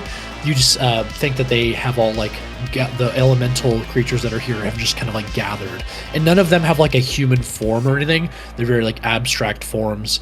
You'll see like a little thundering ball of energy just kind of like moving around past you. You see a little ball of light just kind of like moves in between all of you. It almost like floating towards you to be like around and near you, and then it just kind of like continues bobbing and going past. But something about being up here, it has not been communicated to these elementals to be aggressive or to attack you all as of yet. But as you move on in, you find yourselves in the middle of this massive hollowed out cave structure that is the like pointed bird like head of this Colossus. I'll throw up the picture just one more time so we can get a better idea for where we are.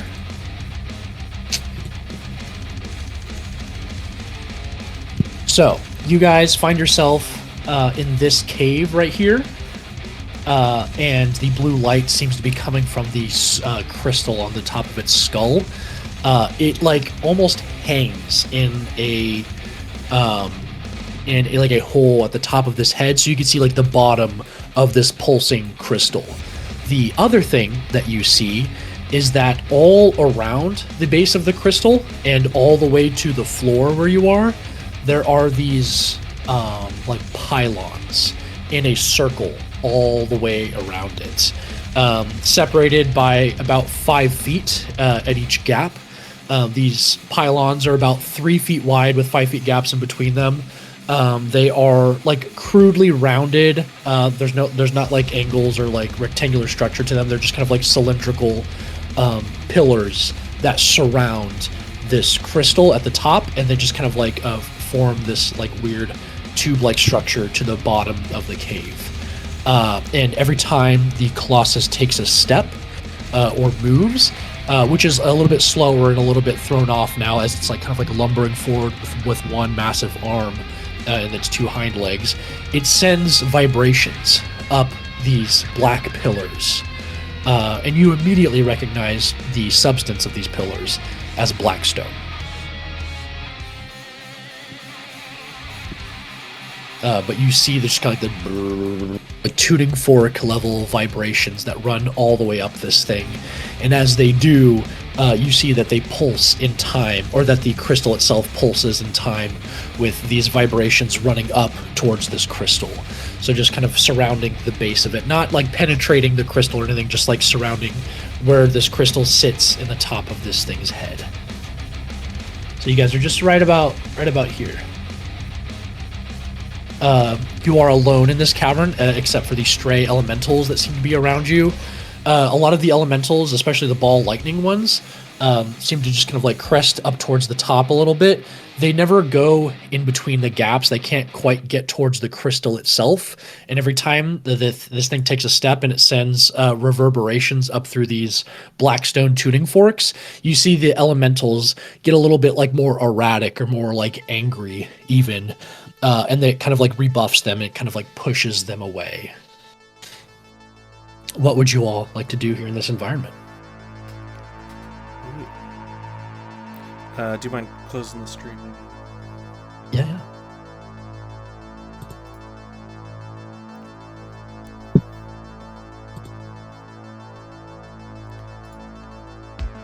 Do we see the people from where we are? Like, are we this hollowed out and they were like kind of sticking out of the eyes? Yeah, you do not currently see them. You can kind of like the caves themselves aren't just like a straight shot, but they're like almost like rounded a little bit, so you can see like the edges of like where there's like the storm outside these windows, these eye sockets, but you do not currently see the gunmen. Do you think we should finish those people? Or should we just continue to sneak by them?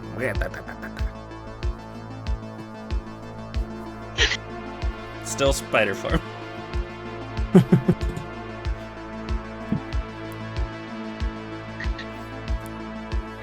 I think I don't know. Maybe we try to keep sneaking past them. Just one less headache to deal with up front. What's the easiest way do you think you get rid of that black crystal? Sandy, you're the expert in this material. Wait, what were you asking? What's the easiest way to get there? What's the easiest way to get rid of that black crystal? Oh, get rid of it?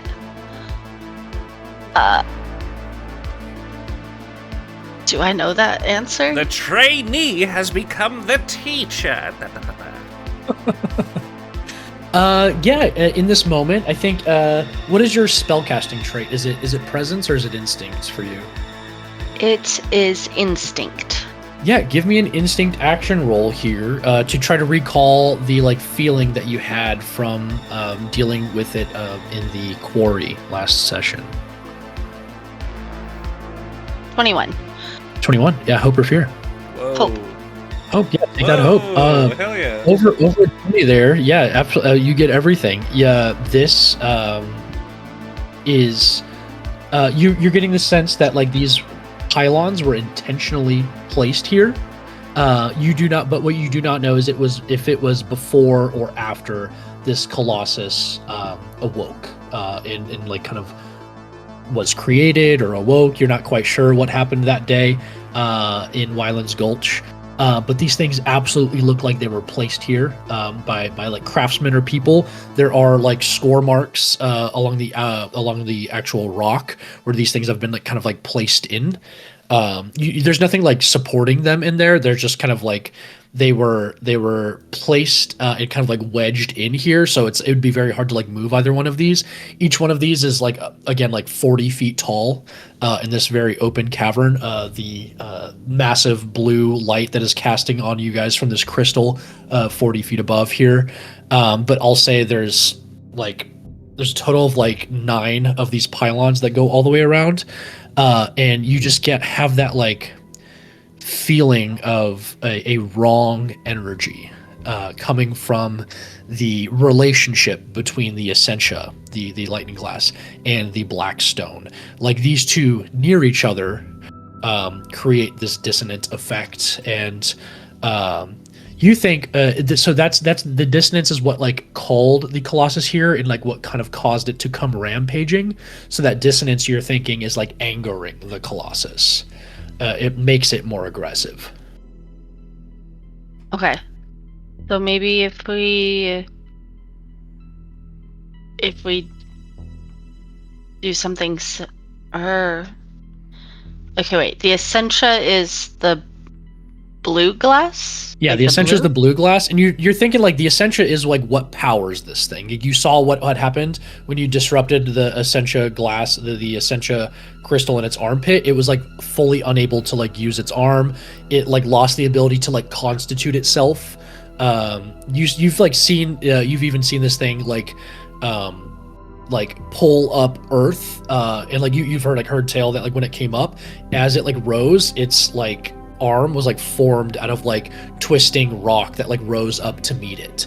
So this thing like has some sort of control over Earth and is able to like move itself around. But the Essentia, all of these things are like the batteries or like the power cores that make this thing go. And from your roll, you're getting that the Blackstone is creating a dissonance that is like angering this Colossus. I mean, maybe if we try what we did on the outside and try to blow it up. Destroy the head. The brain. I mean, that kind of takes care of the body. I wouldn't be able to do much without my head. I like it. Also, we should write a fan fiction in which the Essentia and the Blackstone are enemies to lovers. Sorry, mate. Carter, can you tell Brina hi? She's waving at us. She's a little anglerfish now. Yeah, Carter, you have an anglerfish in your room. Yeah. I feel sorry. I'm being called towards the light. Sorry, 1 second. Carter, no! But yeah, definitely, it's peaceful here, as peaceful it is inside of a rampaging kind of a moving Colossus that's going to destroy your town. You get the sense that like as long as you've been climbing and being up here, this thing is like less than like it's like 3/4 of a mile away from the city at this point. To be honest, we might not even need to kill this thing. It's a force of nature, not necessarily. It's being used. I can tell that whatever's going on with this creature's those electrical balls. I don't know what the hell they are, but it's trying to get to its core. But whatever those Blackstone, whatever it's doing, it's keeping it away. It's not letting it gain control of itself. Yes, the combination of the two things, the Essentia and these pillars, they are creating quite the mess. I don't know why I talk like this when I'm a spider. I don't know, it changes me. But what we have to know is, do we take out the Essentia or do we take out the pillars? Because they cannot coexist. Spiders are evil scientists. It's lore now, canon. Something about my eyes. I have so many of them now, and I see things differently.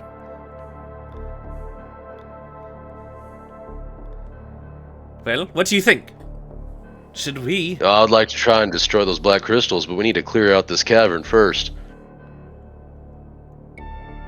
As you say that, you hear, clearing out the cavern. Sounds like a mighty fine idea. And you hear like a zzz. Does a 15 hit you, John? Oh, yeah. Oh, yeah. You take... I can just roll the d20 again, because d20 is their damage die. You take 20 points of physical damage as you are struck with a high-powered rifle bullet in your like up in your clavicle, and it kind of like knocks you down to the ground. And looking up from the trajectory, you see hanging up on a kind of like a crenellated, like almost like hand grab area, up in the shadows. You see the visage of your cousin Elliot Red Tusk, or. We said Red Tusk is canon, but let me get it straight. You said Blood Tusk earlier. I just wanted to get it straight on what it is.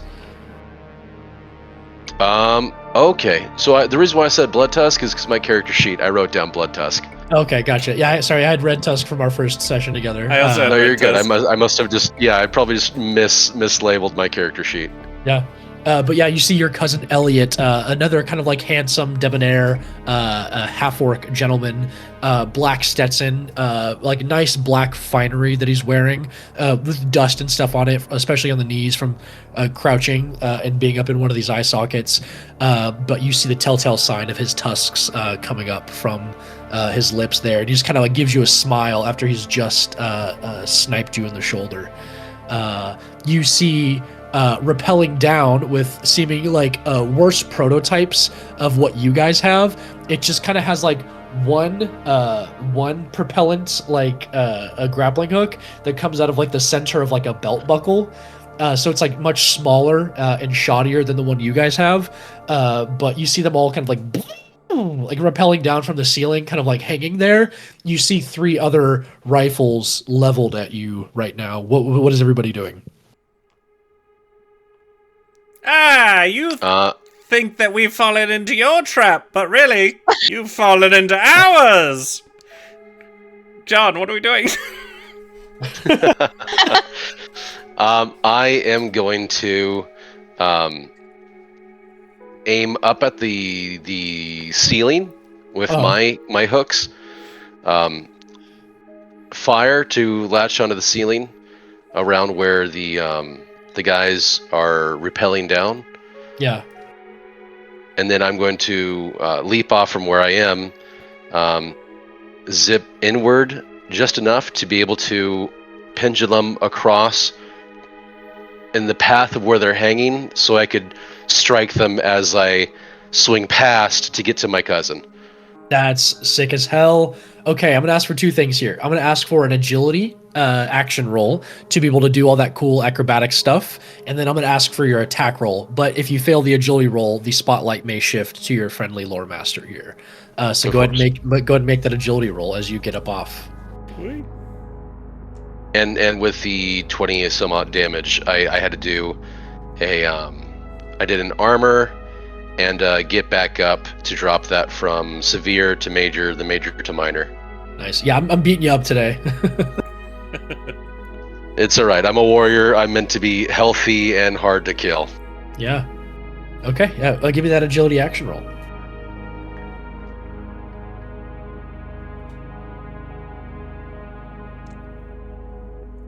Uh, 11. 11 with hope or fear? With hope. With hope. You do take that hope. I think one of them fires up and catches, the other one does not.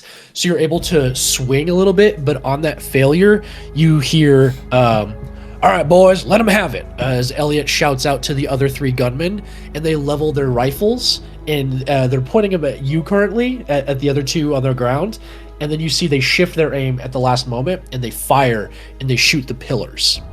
The pillars being very sensitive to vibrations. And as they strike the pillars, you hear the Colossus itself go, go, go, go, go, go, go, go, go, go.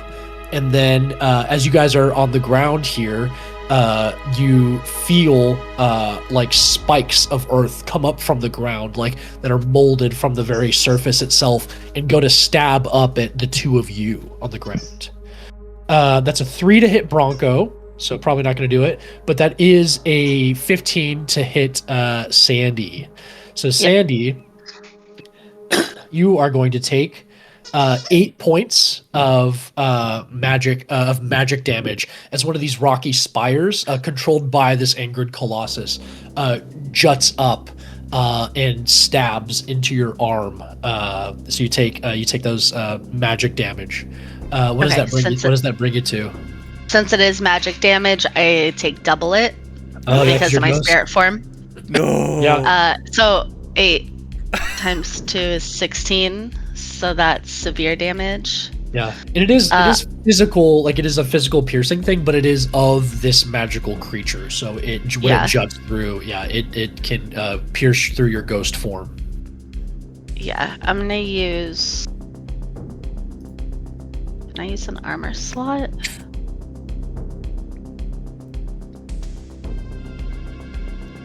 Yeah, it doesn't say I can't. Let's have a look. Okay. So yeah, you're able to use at least 1 armor slot, or up to 1 armor slot, unless but other classes get to use more than 1. But you get stabbed in that moment. John, you are dangling from one of the grappling hooks, and you have to kind of like carry yourself over. So you're kind of like swinging, and you can't get to Elliot at this moment, but you are within striking distance if you swing yourself towards one of these 3 gunmen. But seeing how the vibrations react and like the environment here, you get that it is very bad to be on the ground, to be like on the surface, even like on a wall or a ceiling. It is bad because these things can potentially the inside of this colossus can potentially strike at you. But you may take one of your strikes if you would like to, John, at one of these 3 gunmen. Yes, please.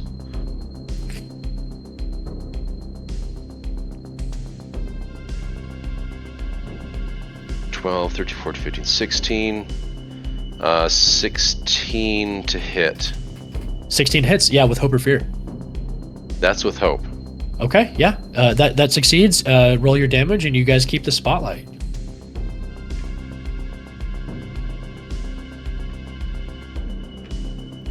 Can I try? I want to try to shadow bind the black pylons to stop the reverberation.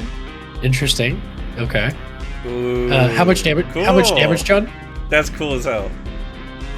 Well, so it just like, so how it reads out is that it like the target is restrained as the shadow binds them in place, but I want to try to like envelop it in the shadow so the shadow like calms the reverberations. Yeah, to like dampen and like it, right? it can't. Yeah. Very cool. And try to like create like a barrier of some sort. Okay, so cool. You'll take the spotlight next then. John, what damage did you get on them? Are more than one of them within very close range?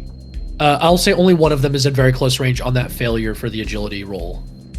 Gotcha. Okay, so that would be 20. That'd be 20, and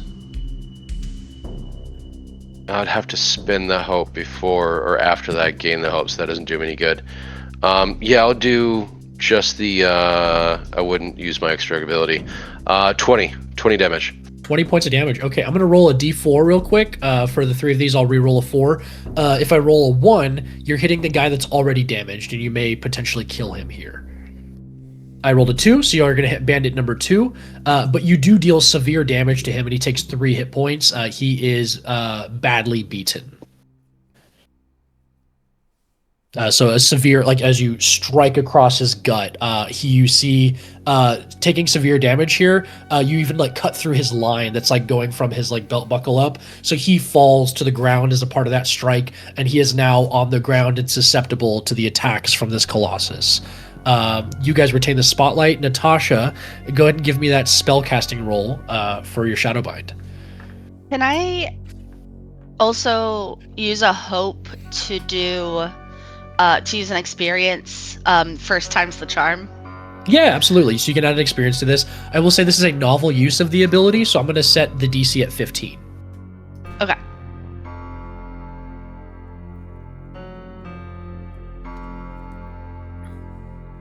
$19. 19. With fear. Okay. And you get to do it against one target, right? Yes. Okay, so I'll say there are 9 of these pillars, so I'll say you can get like a third of them, so you can get 3 of these pillars like with like one use, just like 15 feet apart. But you begin to crawl your arcana and your shadows against the base of these things. So 3 of them basically have like been like their vibrations are dampened, and you cannot see them. Like the other ones are still like you see like that they shake a lot and they move all the way up. These 3 are like barely shaking as when this thing steps. It is not setting those vibrations as high. So I'll say with that mechanically, you guys can add a d4 to any reaction rolls that are that come from like the Colossus dealing damage to you guys or doing things to you guys as like the attacks come in from this thing here. But you rolled with fear, you said? Yes. Yeah, so I will interject here, and I will spend 3 of my fear to have. Actually, I only need to spend 2 because Elliot will command his guys to shoot. So all 3 of them take attacks at all 3 of you guys. Gunshots. That's a natural 1 for you, Sandy. That is a 10 to hit you, John. and then that is an 11 to hit Bronco. Mrs. Bronco, I think it hits John with his AC, or his evasion score of 8. So, John, you're going to take 10 points of physical damage as the one next to you, not the one that you cut off and hit to the ground, but the one next to you fires off a shot and gets one to you. I am going to spend another fear to have the Colossus essentially like punch down into the ground. You guys can't see this from the inside, but everyone from Wyland's Gulch sees this Colossus like basically support itself on its like on its broken arm, raise one fist up to the ground, and it drops it like a meteor hammer into the ground, and it creates like a crater that sends a shockwave out, and you are all like zero gravity, like up in the middle of this Colossus, shunt up off of the ground, except for John, who is just barely dangling from the ceiling here. As you guys are up there in the ground, there's a moment where we're all just kind of like looking at each other in this like zero gravity, and then everyone boom slams back down. So John won't take this, but the mercenary on the ground will, and then you two will roll. But give me a strength reaction roll, but you can add a d4 to it. Okay. And I'm gonna have my my guy roll for him. He's gonna be okay. He's not gonna take the damage from smacking down. 17. Rolling hot. 17 succeeds, yeah. Of course I roll high on hope when it doesn't matter. 18. 18, but yeah, both succeeds. You don't take any damage from smacking down, neither does the other guy. You guys are able to roll, but this like zero G slam does not absolutely knock the wind out of you guys. That's my GM spotlight. It is back to you guys. What would you all like to do? I think Bronco has yet to take an action. I think as Bronco flies into the air, he shoots a bum rope and starts swinging on it towards the guy that got the concussion, and lets go. And in midair, I'm going to spend 3 hope to turn into a goat tiger, a Geiger, and Geiger. fully just claw the hell out of this dude's neck. Yeah, absolutely, go for it. And I'll say again, if you get severe damage, you'll cut his line and he'll go down to the ground. Okay. Alright, let me drop out a spider and then go into pouncing predator, which is so scary. Okay, as I do that, I'm going to also, because I spent the 3 hope, I can add 1 to my instinct. And I get advantage on attacking while I'm in Geiger form. So, this is... Ooh!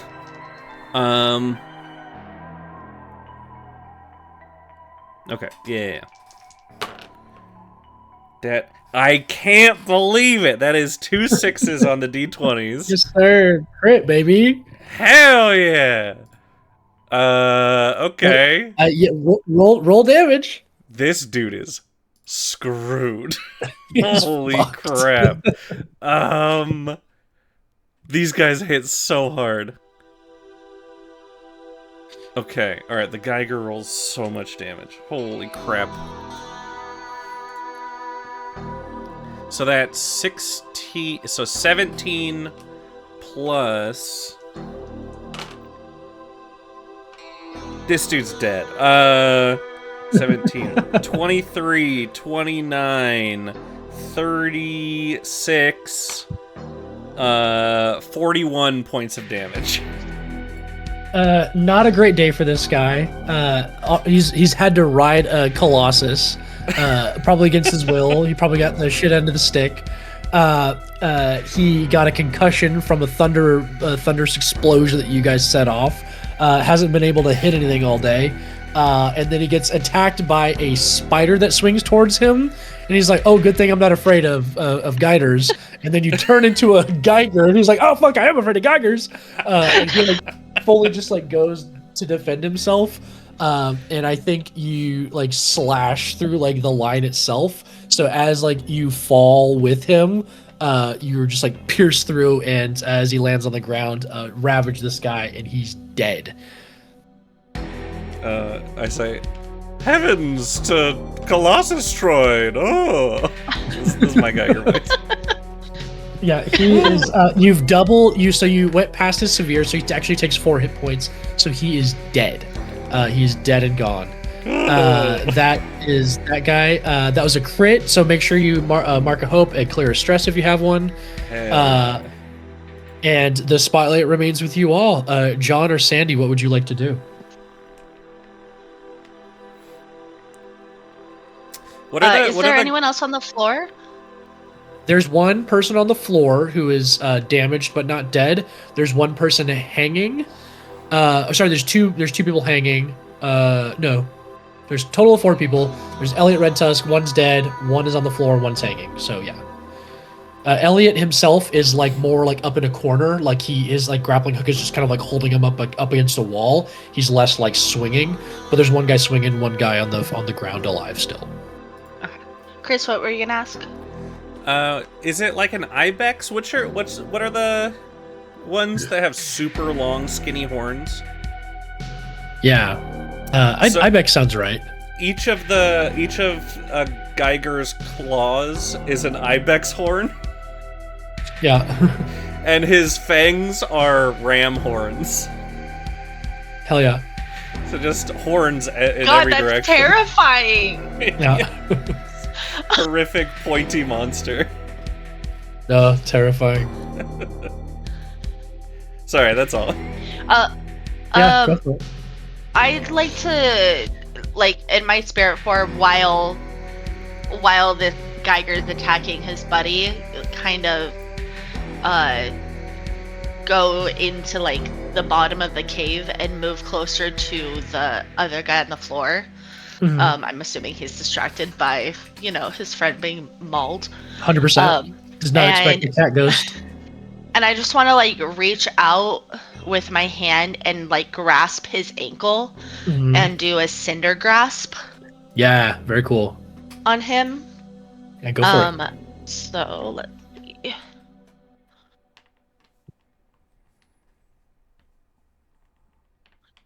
That's a 17. 17 hits. Hope or fear? That is with fear. Okay, I'll take a fear. And then damage is a d20 plus 3. Wow, that's great. That's a 2. So 3, so that's 5 magical damage. Yeah. And he's temporarily lit on fire. Okay. But when a creature acts while on fire, they must take an extra 2d6 magic damage if they are still on fire at the end of their action. Okay.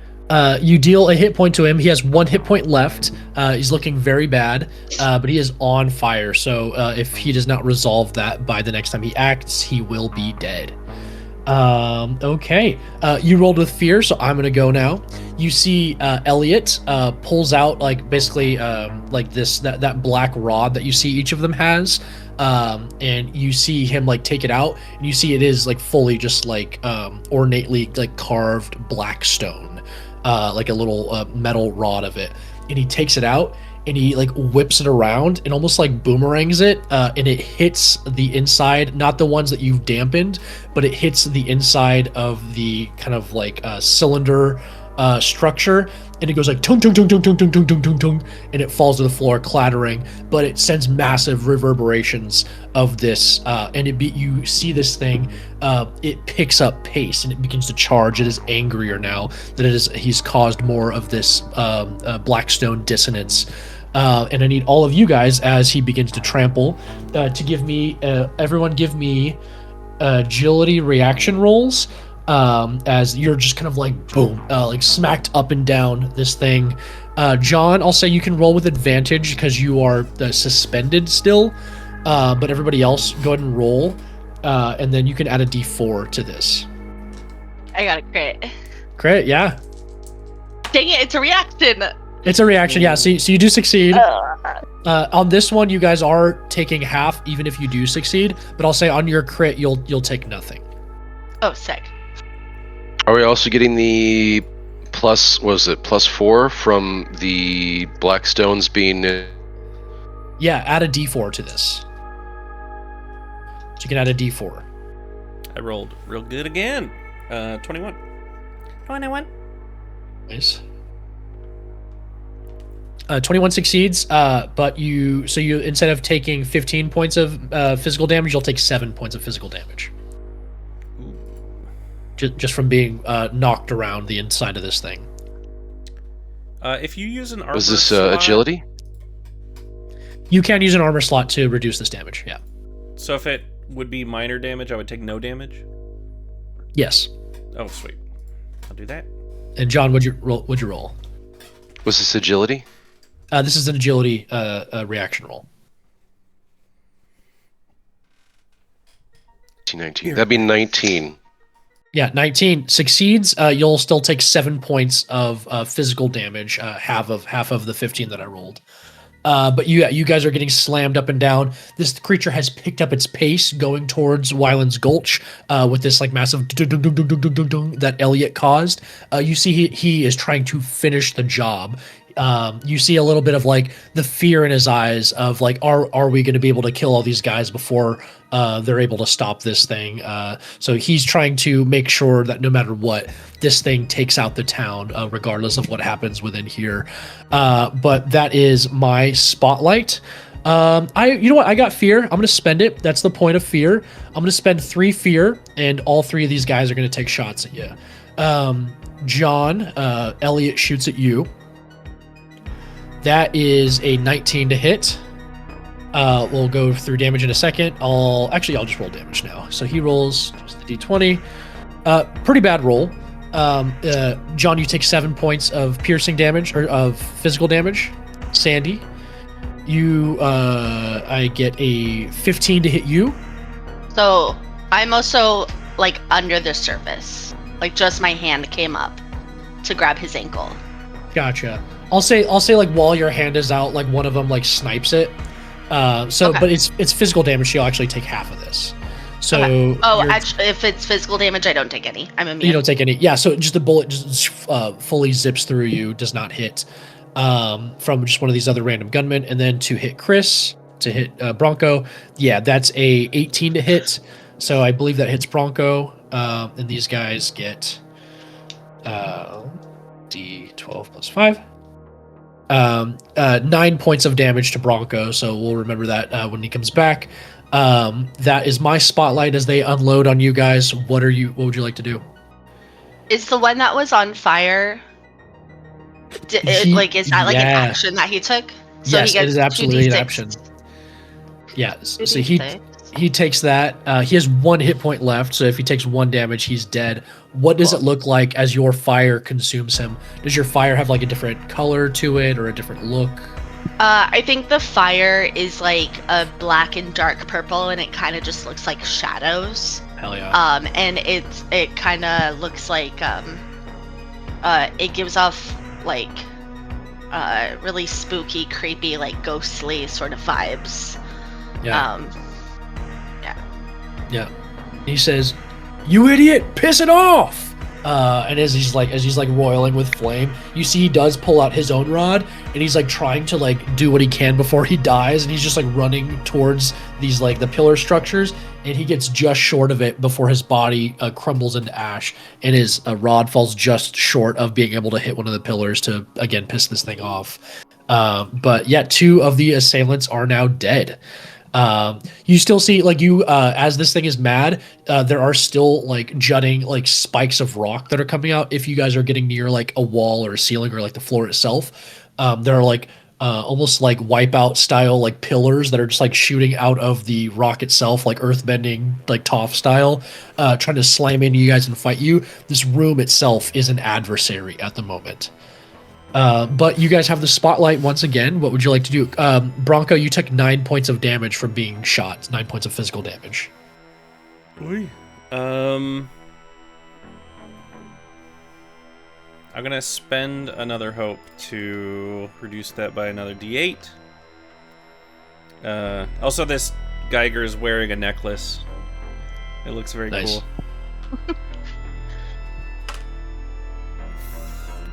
Dang it. That's the worst possible thing. I rolled an 8, which means the ward's power ends. And it doesn't bring me to no damage, which means I'll still have to use an armor. So spending a hope, spending an armor, and the ward is done for the day. Okay, yeah. I think the bullet probably just like pierces through the necklace itself, shattering it, and then goes into your chest as you get shot here. Oy. And you hear Elliot say, "Down, kitty." I don't think so. Why the fuck does it talk like that? You tell me, Buster. I can't explain it. Oi, oi, oi. I would like to angle my free grappling hook at him and try to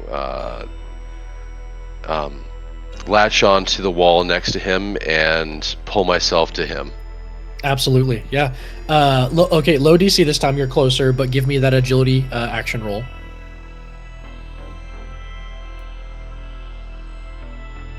I rolled a 2 and a 2. So it's a crit. That's a crit. That's a crit. So this isn't the attack itself, but clear stress, gain a hope, and then you zip towards him with like so much momentum as like you swing. I'll say like you swing, you detach yourself from like the one that's hanging at the top.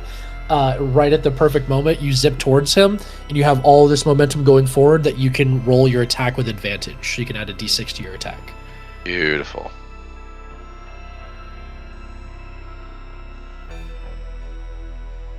All right, so that is a. I was going to be mean if you failed too. I was like, there's gonna be a knife waiting for your gut if you failed that one, but.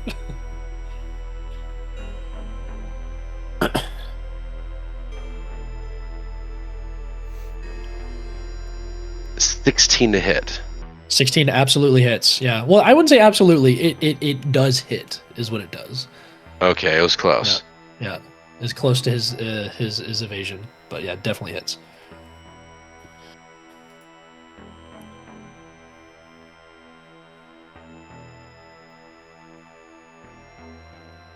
Let me see if there's anything special that I can do. I will. I'm going to spend a hope. And I'm going to use Tusk as well. So it is 15, 21 damage plus 3, so 24 damage. 24 damage. That is just one short of his severe, so you deal major damage, deal 2 hit points to your cousin. And sorry, was that was a 16 with hope or fear? That was with fear. Okay. Yeah, you deal him that damage. You're able to like slice across him with your sword, and you bear down on him with your tusk and like bite into his like ram your tusk into his shoulder. You see he lets out like, "Ah, you always did play dirty, John," and he's gonna go to stab you. Hey, cousin, at least I'm gonna stab you in the gut. Yes, very true. That's gonna be an 11 to hit. Yeah, that hits. Yeah, let's see. Okay, so you can spend a fear to deal severe damage. Oh, yeah, that's cool. So this has he has a cool ability where I can spend a fear, and I just, instead of doing my standard damage, I just deal you severe damage.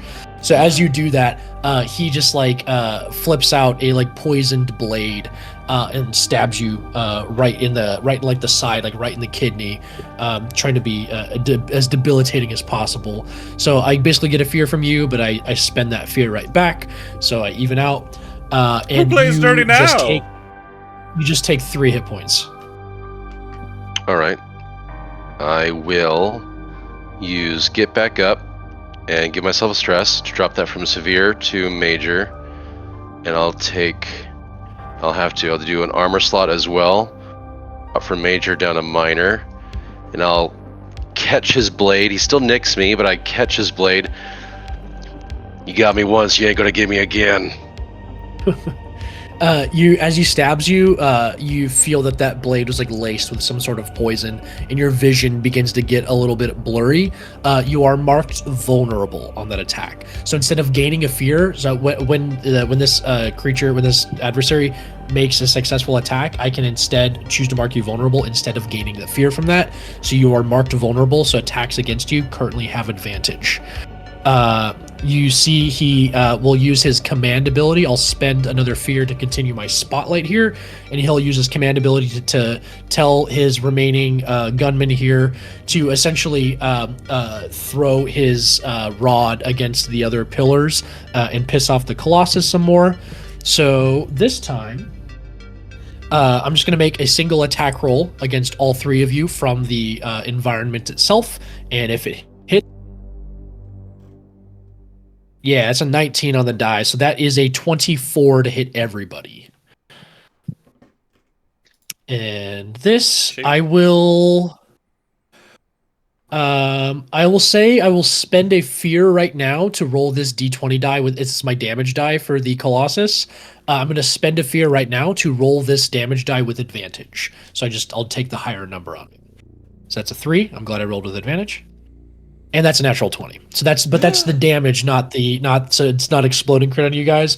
But everybody does take 25 points of magical damage as the Colossus from all ends just goes this onslaught of like earth bending like attacks against all of you, whether it's like bludgeoning damage straight against you, like piercing rock, like stalactites. I don't know. So a stalactite comes out of the ground, stalagmite comes out of the ceiling, or stalactite comes out of the ceiling. Yeah, what's a side stalactite?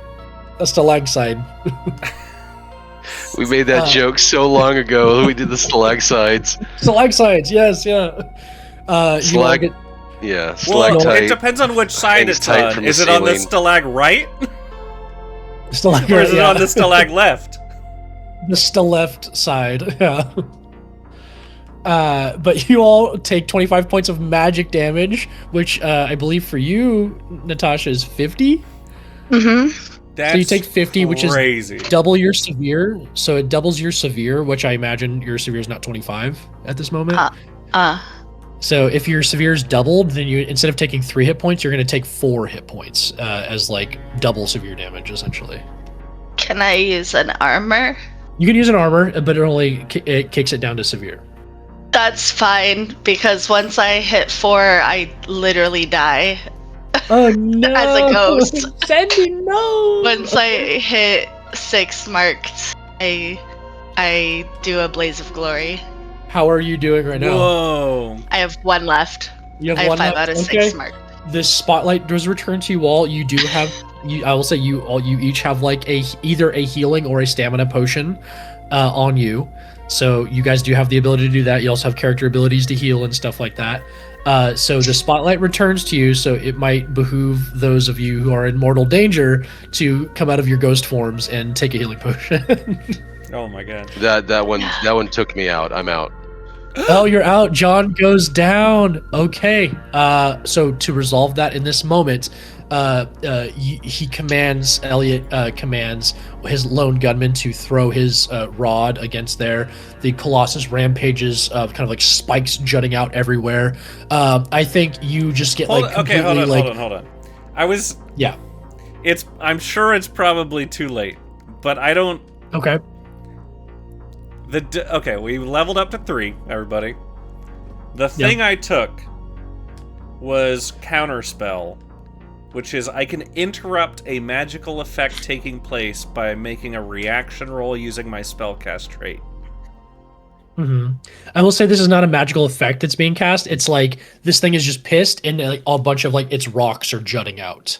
Okay. So I'll say we're gonna follow through on this unless you would Sure. like to use that ability to like essentially cushion his fall. Because what I was about to say is that John, as he's engaged with Elliot up on the top like kind of like side of this cavern here, a pillar begins to like rumble. You see Elliot rolls to the side and like disengages his grappling hook, and you get like slammed in the chest with this pillar that just knocks you all the way down, dislodges your grappling hook, and you are about to like that's like most of the damage, and then like the last part of the damage is when you're about to like hit the ground itself and like knock you out. But I'll say you can transform that ability to essentially like cushion his fall here in this moment to prevent him. It doesn't matter. I only had 1 HP left. Oh, okay, yeah. So John goes down in this moment as he's rocked off the side, hits the ground, skids off to the side. John, in this moment, I'll need you to make a death move. So would you like to go unconscious in the scene and until somebody can heal you?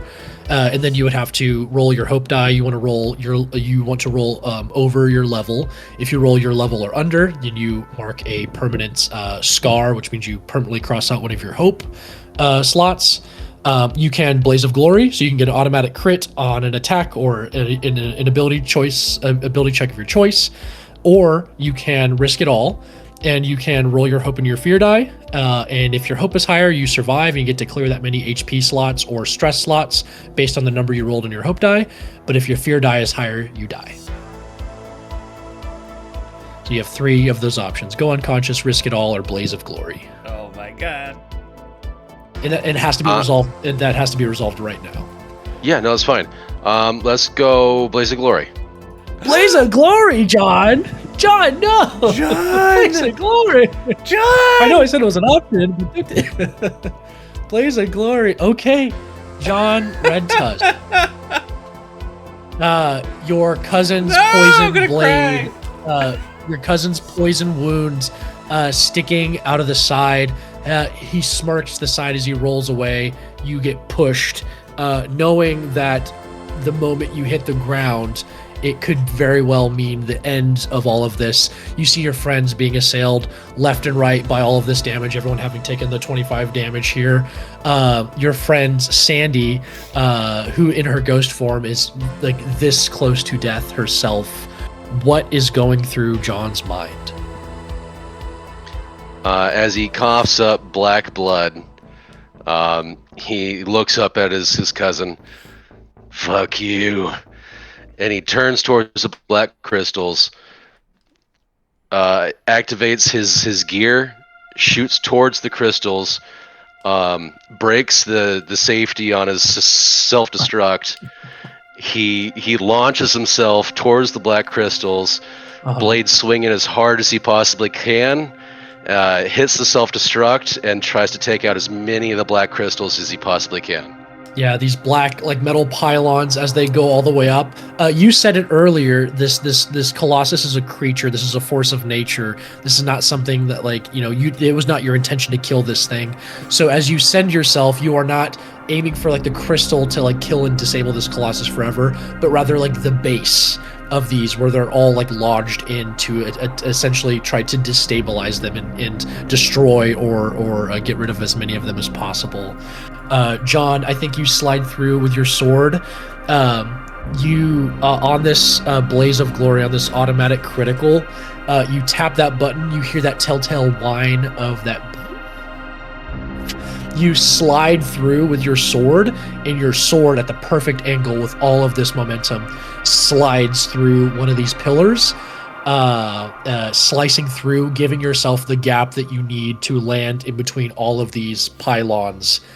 And John and his belt together. in the middle of this structure. You see the pylons go left and right. They get flung off to either side. The crystal at the top is still intact, but with these pylons no longer large, no longer having a base to lodge themselves with, they begin to fall and clang. Kung, kung, kung, kung, kung, kung, kung. This reverberating noise of all of these black stone pillars send the Ikari Colossus into a rage. Instead of rampaging forward, it just kind of like and just kind of like slams down on the ground where it is.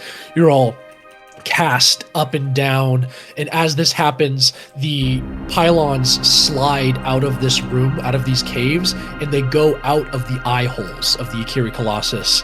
And the Essentia Crystal here is intact and no longer tampered with by all of these pylons. Bronco and Sandy, you see your friend sacrifice himself to deal not a killing blow to this creature, but a freeing blow to this creature. What do you all do?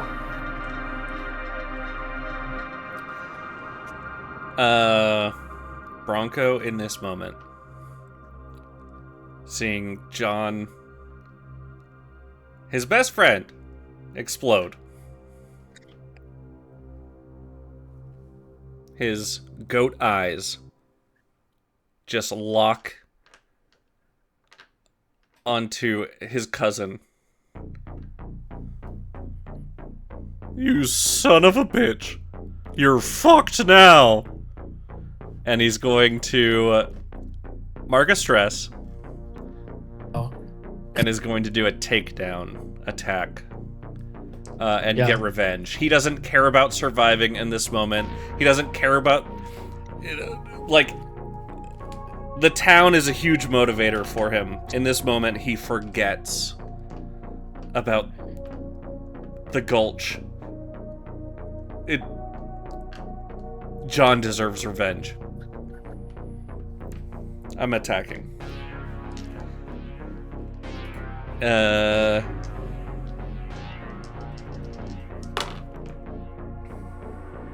He's in the explosion. He's cast down to the ground. He's like on the ground, kind of like standing. He's kind of like dazed from this attack, from this explosion.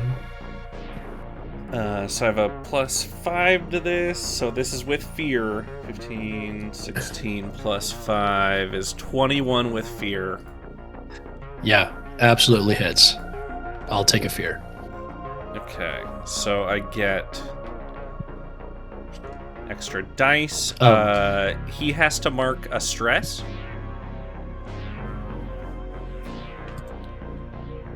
And I'll roll the damage. Marks of stress. While you're doing that, I'll say with that explosion, the other gunman who was previously to that unharmed is dealt severe damage by being on the floor next to this explosion. He got fully cast against the other side of the wall. He's bloodied on the ground, barely trying to get up, dazed. And then John also took some damage from that as well. So he is looking bloodied. Or not John, Elliot is looking quite bloodied.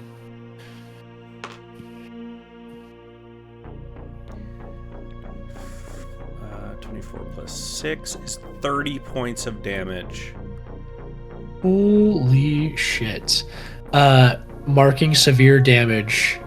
Bronco, how do you want to do this? Just hovering over him. Breathing hot Geiger breath into his face, which of course smells like a mix of meat, grass, and tin cans. And Bronco just says, "My best friend! Who's a real Red Tusk? You're a pretender, a fake, and a phony."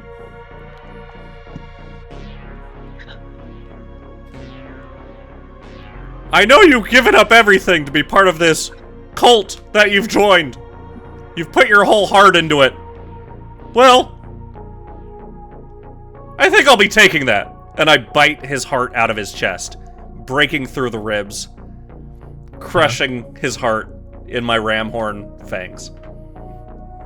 Yeah. As you say that, and like the moment before you bite down, he says, "You have no idea what's cut," and then bite down into him, crush his heart and ribs all in one massive bite. And Elliot Red Tusk, moments after, the cousin that he stabbed in the back, literally at Heroes Hill, and left for dead, Elliot Red Tusk is no more. You all are in this room. The one gunman trying to like slowly, dazedly get his way up. He's like got his like broken rifle that he doesn't even see, like the barrel of it is like fully snapped off, so it's kind of like a sawed off sniper at this moment.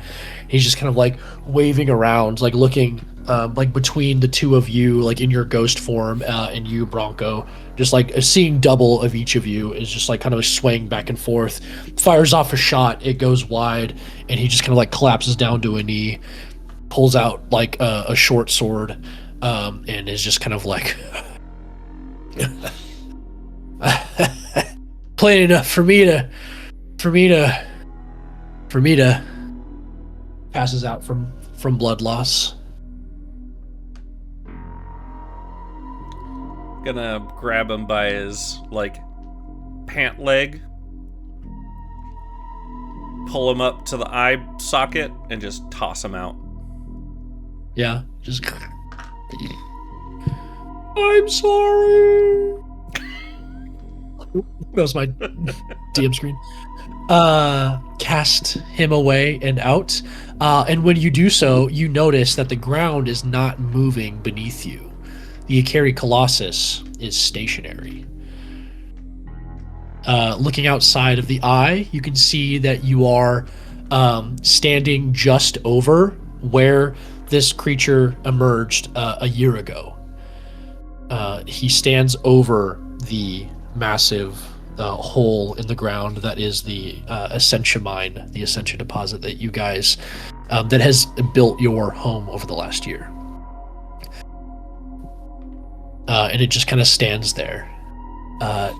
Sandy, you hear the lightning glass, that Essentia massive crystal. Like, it is the size, like the bottom of it, it looks like it is like the size of a massive, like, think like Phantom of the Opera, like chandelier. It is like rounded at the bottom.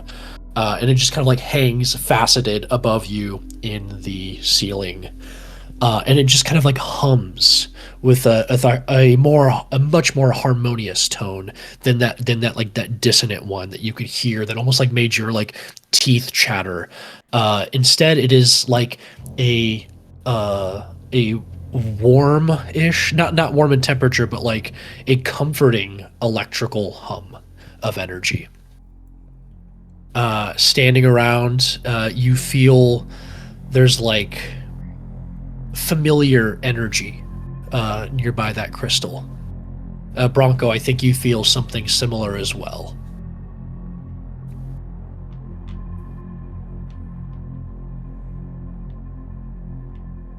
What do you think, Sandy?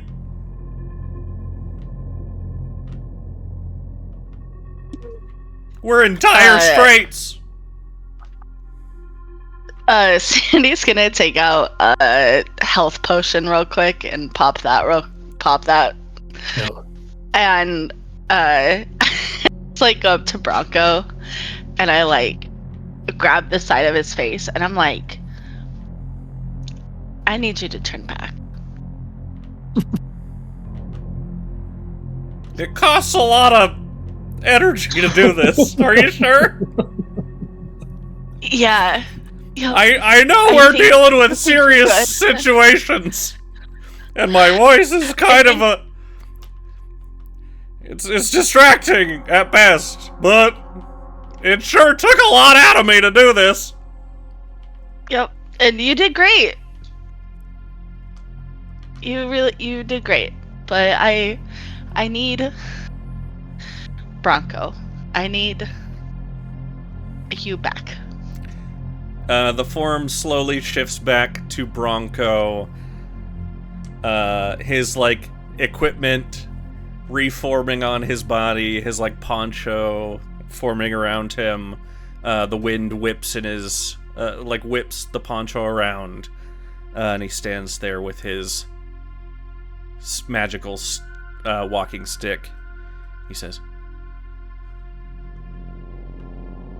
John's fucking dead.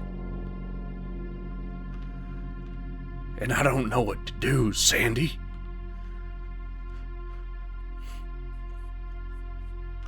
She's just gonna like kind of like collapse onto her knees and just like grab Bronco's hand and just be like, I don't know. I what he did was the most brave thing I've ever seen someone do. And from what I can tell, it feels finally like this is over. But I don't know. I don't have the answers. That's why I looked up to both of you, because you had the answers.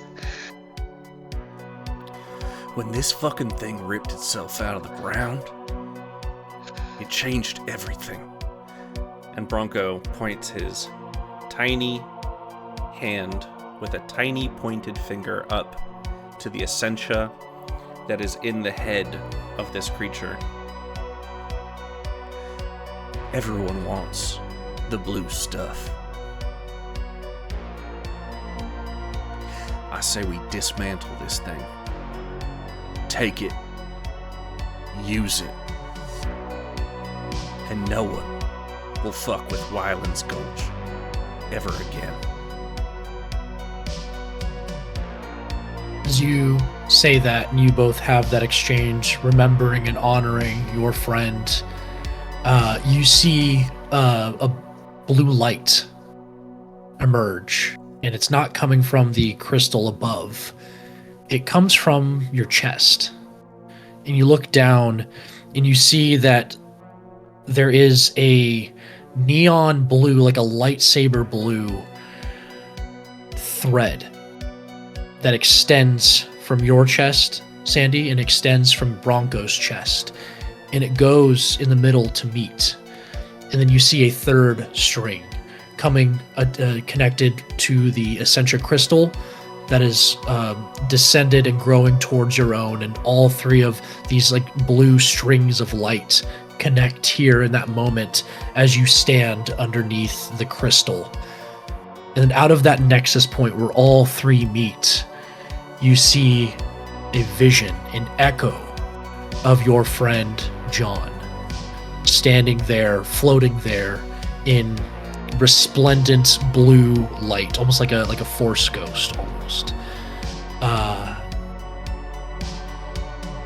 John, if you have any parting words that you would have given your friends in life, you have the opportunity to do so here in this moment. John, you know that you are dead. You know that what you are intuitively is a collection of all of John's experiences, of all of John's connections to his friends, to the impact that he has had on this world, to the connection and the impact that you have had on this very Colossus, the act of freeing this thing and allowing it to be grounded within itself, to be connected to itself.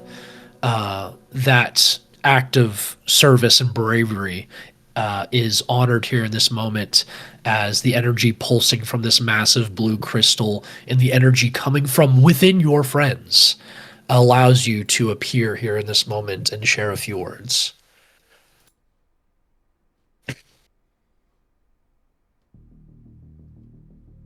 Bronco.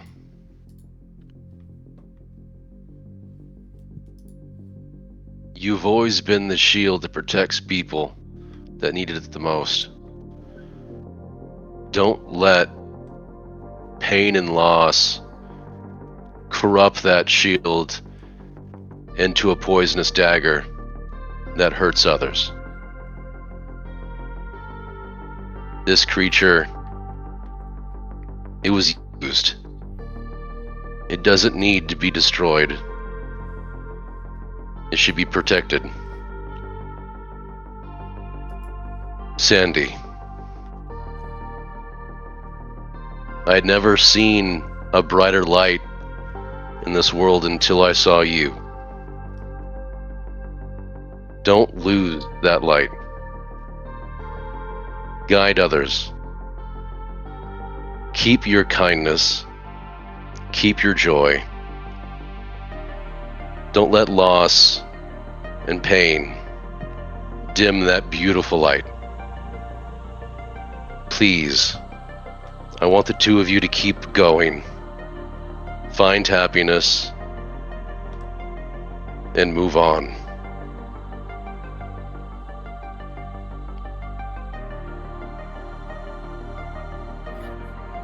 And that's it. Do you share any parting words with your friend, or?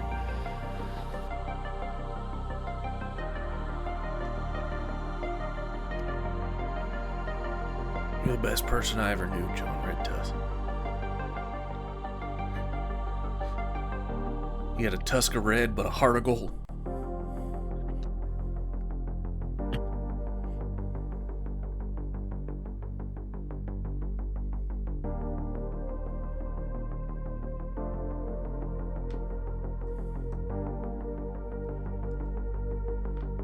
And then Sandy's just sitting there, silently weeping to herself. And through this blue string of energy, of power, of connection that connects all three of you together, nothing really need be said. You all understand everything that each other wants to be understood. You share in flashes of moments of John's life growing up, wanting to aspire to be a protector for his people, to join the heroes of his clan, in rest on Heroes Hill, and you know that that's where he would want his body to be buried. You all see flashes of your own lives. You see flashes of each other's lives. Bronco, you see parts of Sandy's life when she died and became a ghost, or gained the ability to turn into a ghost. You see a young Sandy. You see a young Bronco walking up and kind of like putting his head against his the first gorse that he was able to kind of make a connection with as a young halfling. Still kind of like sticking like a long thing of wheat out of his mouth, and you all get to know each other on an incredibly intimate level, and share in this power. There's this transfer of experience and of connection, and then you see John's form shrink and dissolve back into like a little blue ball of light into the nexus of where those three strings connect. And you see the power is carried back up into the crystal, and the power separates and it goes within your chest once again. And you understand that there is something much more powerful than energy and resource within this essentia, within this lightning glass. There is a much more profound power that connects people through their own experiences. And you know that John will live forever in that connection.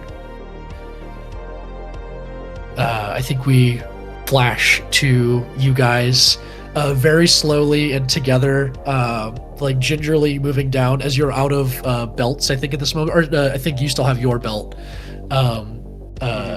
Bronco. So the two of you, being able to use your climbing abilities, are able to make your way down this Colossus. You see all of the wind elementals, instead of like a massive cyclone, are just creating like dull breezes around this thing. They're just kind of like dancing like little fairy lights around this massive Colossus, in tune with its elemental nature. And the Colossus just kind of like stands there eerily, like a guardian mountain, casting a shadow over the people of Wyland's Gulch. The camera cuts again, and you walk back into the city with a hero's welcome by Logan Hartley, by old Jezra, by all the people of Wyland's Gulch that you call friends and family, and you have successfully protected this community. You see old Jezra comes down. Hail, Bronco! Never doubted you for a second. Slaps you, on the back real hard. Where's John at? Yeah, I think in that moment when all the connection was happening, Bronco is invested in this town, but I think he was neutral evil. And with John's parting words, he shifted up to true neutral. And so as Jezra goes to, smack him, his instinct is to just, try to kill him. Like he has 1,000 times, and instead he just sort of takes the hit and looks up at Jezra and says,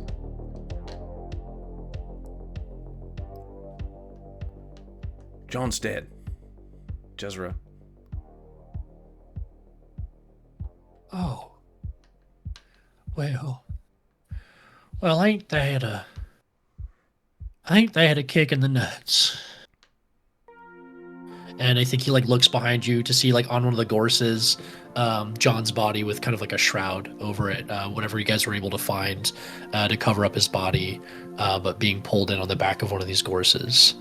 And then you see everyone just kind of taking off their hats and hanging their heads, and giving a moment of respect and silence for the fallen hero of Wyland's Gulch. Couldn't have done any of this without him. Everything would be destroyed without what he gave for us.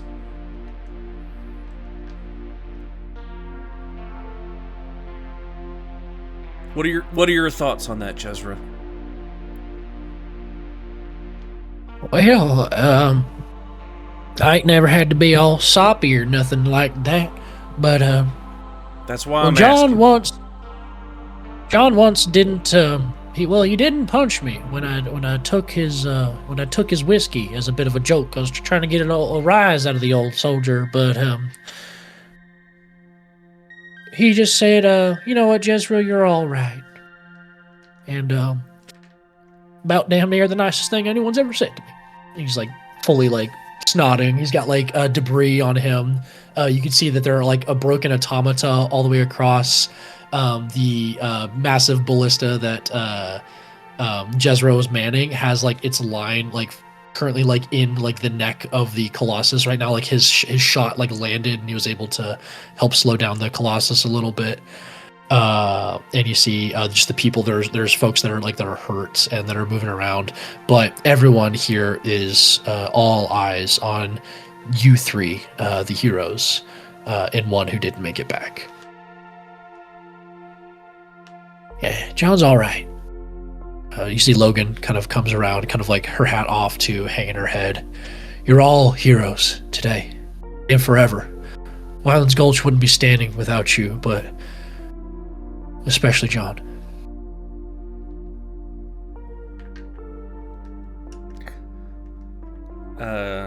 Yeah, Bronco's just gonna point to the remains of John and to Sandy and say, I didn't do hardly nothing. It was them too. And he's going to turn into a tumbleweed and tumble away.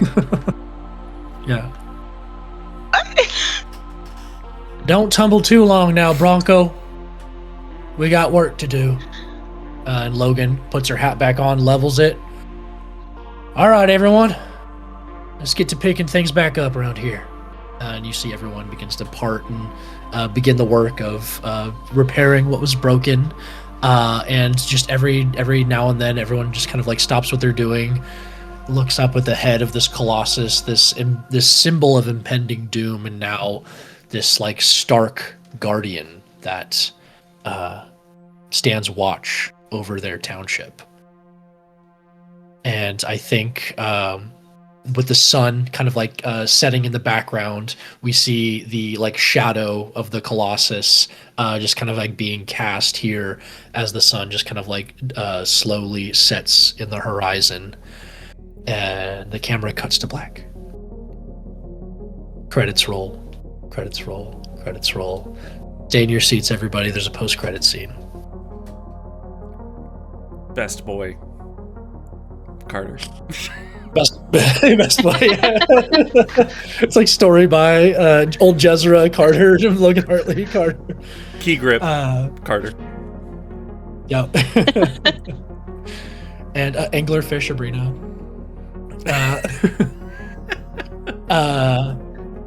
There's a screen goes to black, and you hear like a creaky door opening into a room with a dark room that is only lit by a single kind of like oil, or like I should say like an Essentia kind of powered lantern that sits in the middle of just like an old kind of rickety round table. You see that there are two figures sitting there. One of them is an older male gentleman, a gnomish gentleman, kind of like a mohawk of like whitish gray hair. There's like singe marks and stuff. He's got these like goggles that have like a bunch of different little like settings on them. Some sort of like artificer gentleman. He's just kind of like picking his nails with like a screwdriver.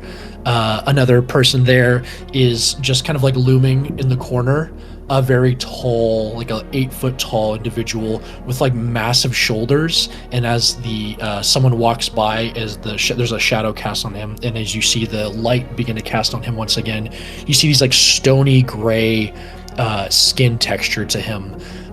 Bald hair, long kind of like pointy ears, and then the figure kind of like smirks at the one picking his nails, and you see he's got these long kind of like vampire like canines to him, and those large broad shoulders are not indeed shoulders. They are like these gray angel wings that stand in the back, and just kind of like a Nosferatu kind of like vampire angel looming in the back there. You also see another individual, kind of like black Stetson hat, handlebar, mustache, human gentleman with 5 lapel pins of Blackstone, which denotes him as the leader of the Blackstone mercenary group. You see a woman there, kind of in like witchy garb. She has a hood up, like brownish hair that hangs over her eyes. When she looks up from her place sitting there, having a bunch of like cards rolled out in front of her, she's like turning them over, reading some sort of fortune. She opens her eyes, and they are like stark, like green, like neon green eyes. These 4 folks here, and she says, well, it just wasn't in the cards for us this time. And you see that glowing above that like Essentia blue lantern, there's like a projection of an image of you guys like rappelling down the Akiri Colossus, and having it like it's just standing there, and the people of Wyland's Gulch cheering. Then you see another figure enter the room. You only see her back and the cowboy hat on top, and she waves her hand through the image, and it changes to a kind of like bird's eye view of another part of the Drylands. A train kind of chugs along, and then she says, oh, don't worry, we'll get him next time. And then you see this train begin to like change. There's like a blue essential like explosion from the engine of the train, and then all of the metallic parts begin to like shift and congeal, and you see a Colossus made out of like metal and train and tracks and earth around it, and it begins to just like burrow into the ground and then come up out of it like a trained Colossus snake. The camera shifts again. You see like cresting out of like the top of one of the mountains of the Drylands, like breaking away from it, opening wings, black, dark, cinderous energy, this like flaming phoenix vulture earth and fire Colossus takes to the skies, each of them having like a sort of like essentia blue core to them. You see another one as it flashes again in the sea, a large, massive sea serpent kind of like crests out of the waves, made from like ocean-like rock and shells and all kinds of things with, again, an essentia blue core. You see 3, 4, 5, 6, 7 different types of colossi that have emerged throughout the Drylands. And the person who says, "Don't worry, we'll get him next time," the camera shifts all the way around, and you see the beautiful visage of Mayor Logan Hartley. Wearing a black Stetson hat, a black suit, different than the brown hats that you know her to wear, but someone who looks an awful lot like Logan Hartley, leading this group of interests who want to see Wyland's Gulch taken down. No fucking way, Carter. What I've done. Oh my god! And that's where we'll end our session tonight. Is it a twin, Brian? Is it a twin? Or is she freaking breaking my heart for the second time tonight? Oh Guess my guess we'll have to play more to find out. I don't know. Ah! Evil twin. Oh, But for the moment, you guys have defeated the first Colossus. oh Or, my you have, god. freed the There's a first million of Colossus. them. Yeah, there's more. Be Zelda. Zelda the Wind Waker. Yeah. Or not Wind Waker, but This is the kind of train Colossus. That's He's so really fun cool. and cool. Whoa! There's oh my god, there's a million of these guys. They're so cool. So that's what like the train kind of guy looks like. Wow. Let's see. Oh, this is the bird. He gets 2 pages. Oh my god. So sick. Wow! Nuts. So yeah, lots more colossi to fight. Yeah. But that's it. Thanks for playing, guys. Any questions from chat? Any highlights, lowlights, thoughts before we wrap things up? Ooh, yeah. Yeah, who's gonna start? Sean, you start. I He can. died. Yeah, I can start it. Highlight. We took out the Colossus. We saved the town. That's a good highlight. Low light. I died. Yeah. That's it's equally a highlight and a low light for me. Yeah. So. Yes. I do really like the Out in a Blaze of Glory. It was very thematic, very cinematic, and I did enjoy it. It was good. I liked it. I felt like my characters. It would definitely be something that he would do for him. Honor and glory and protecting others. One life to protect God knows how many. It was easy choice for him. Thoughts. Tonight was great. I look forward to seeing what all these other Colossus are. I look forward to the plot twists and the crazy reveals that the characters get to experience, not just us. And I look forward to the future of the story. Thanks for playing, man. I really appreciate you jumping in for as many as you're able to. And hey, that's not to say you can't return with somebody else, but yeah. Yeah, I was like, oh, maybe he can also come back as a ghost. Oh my god.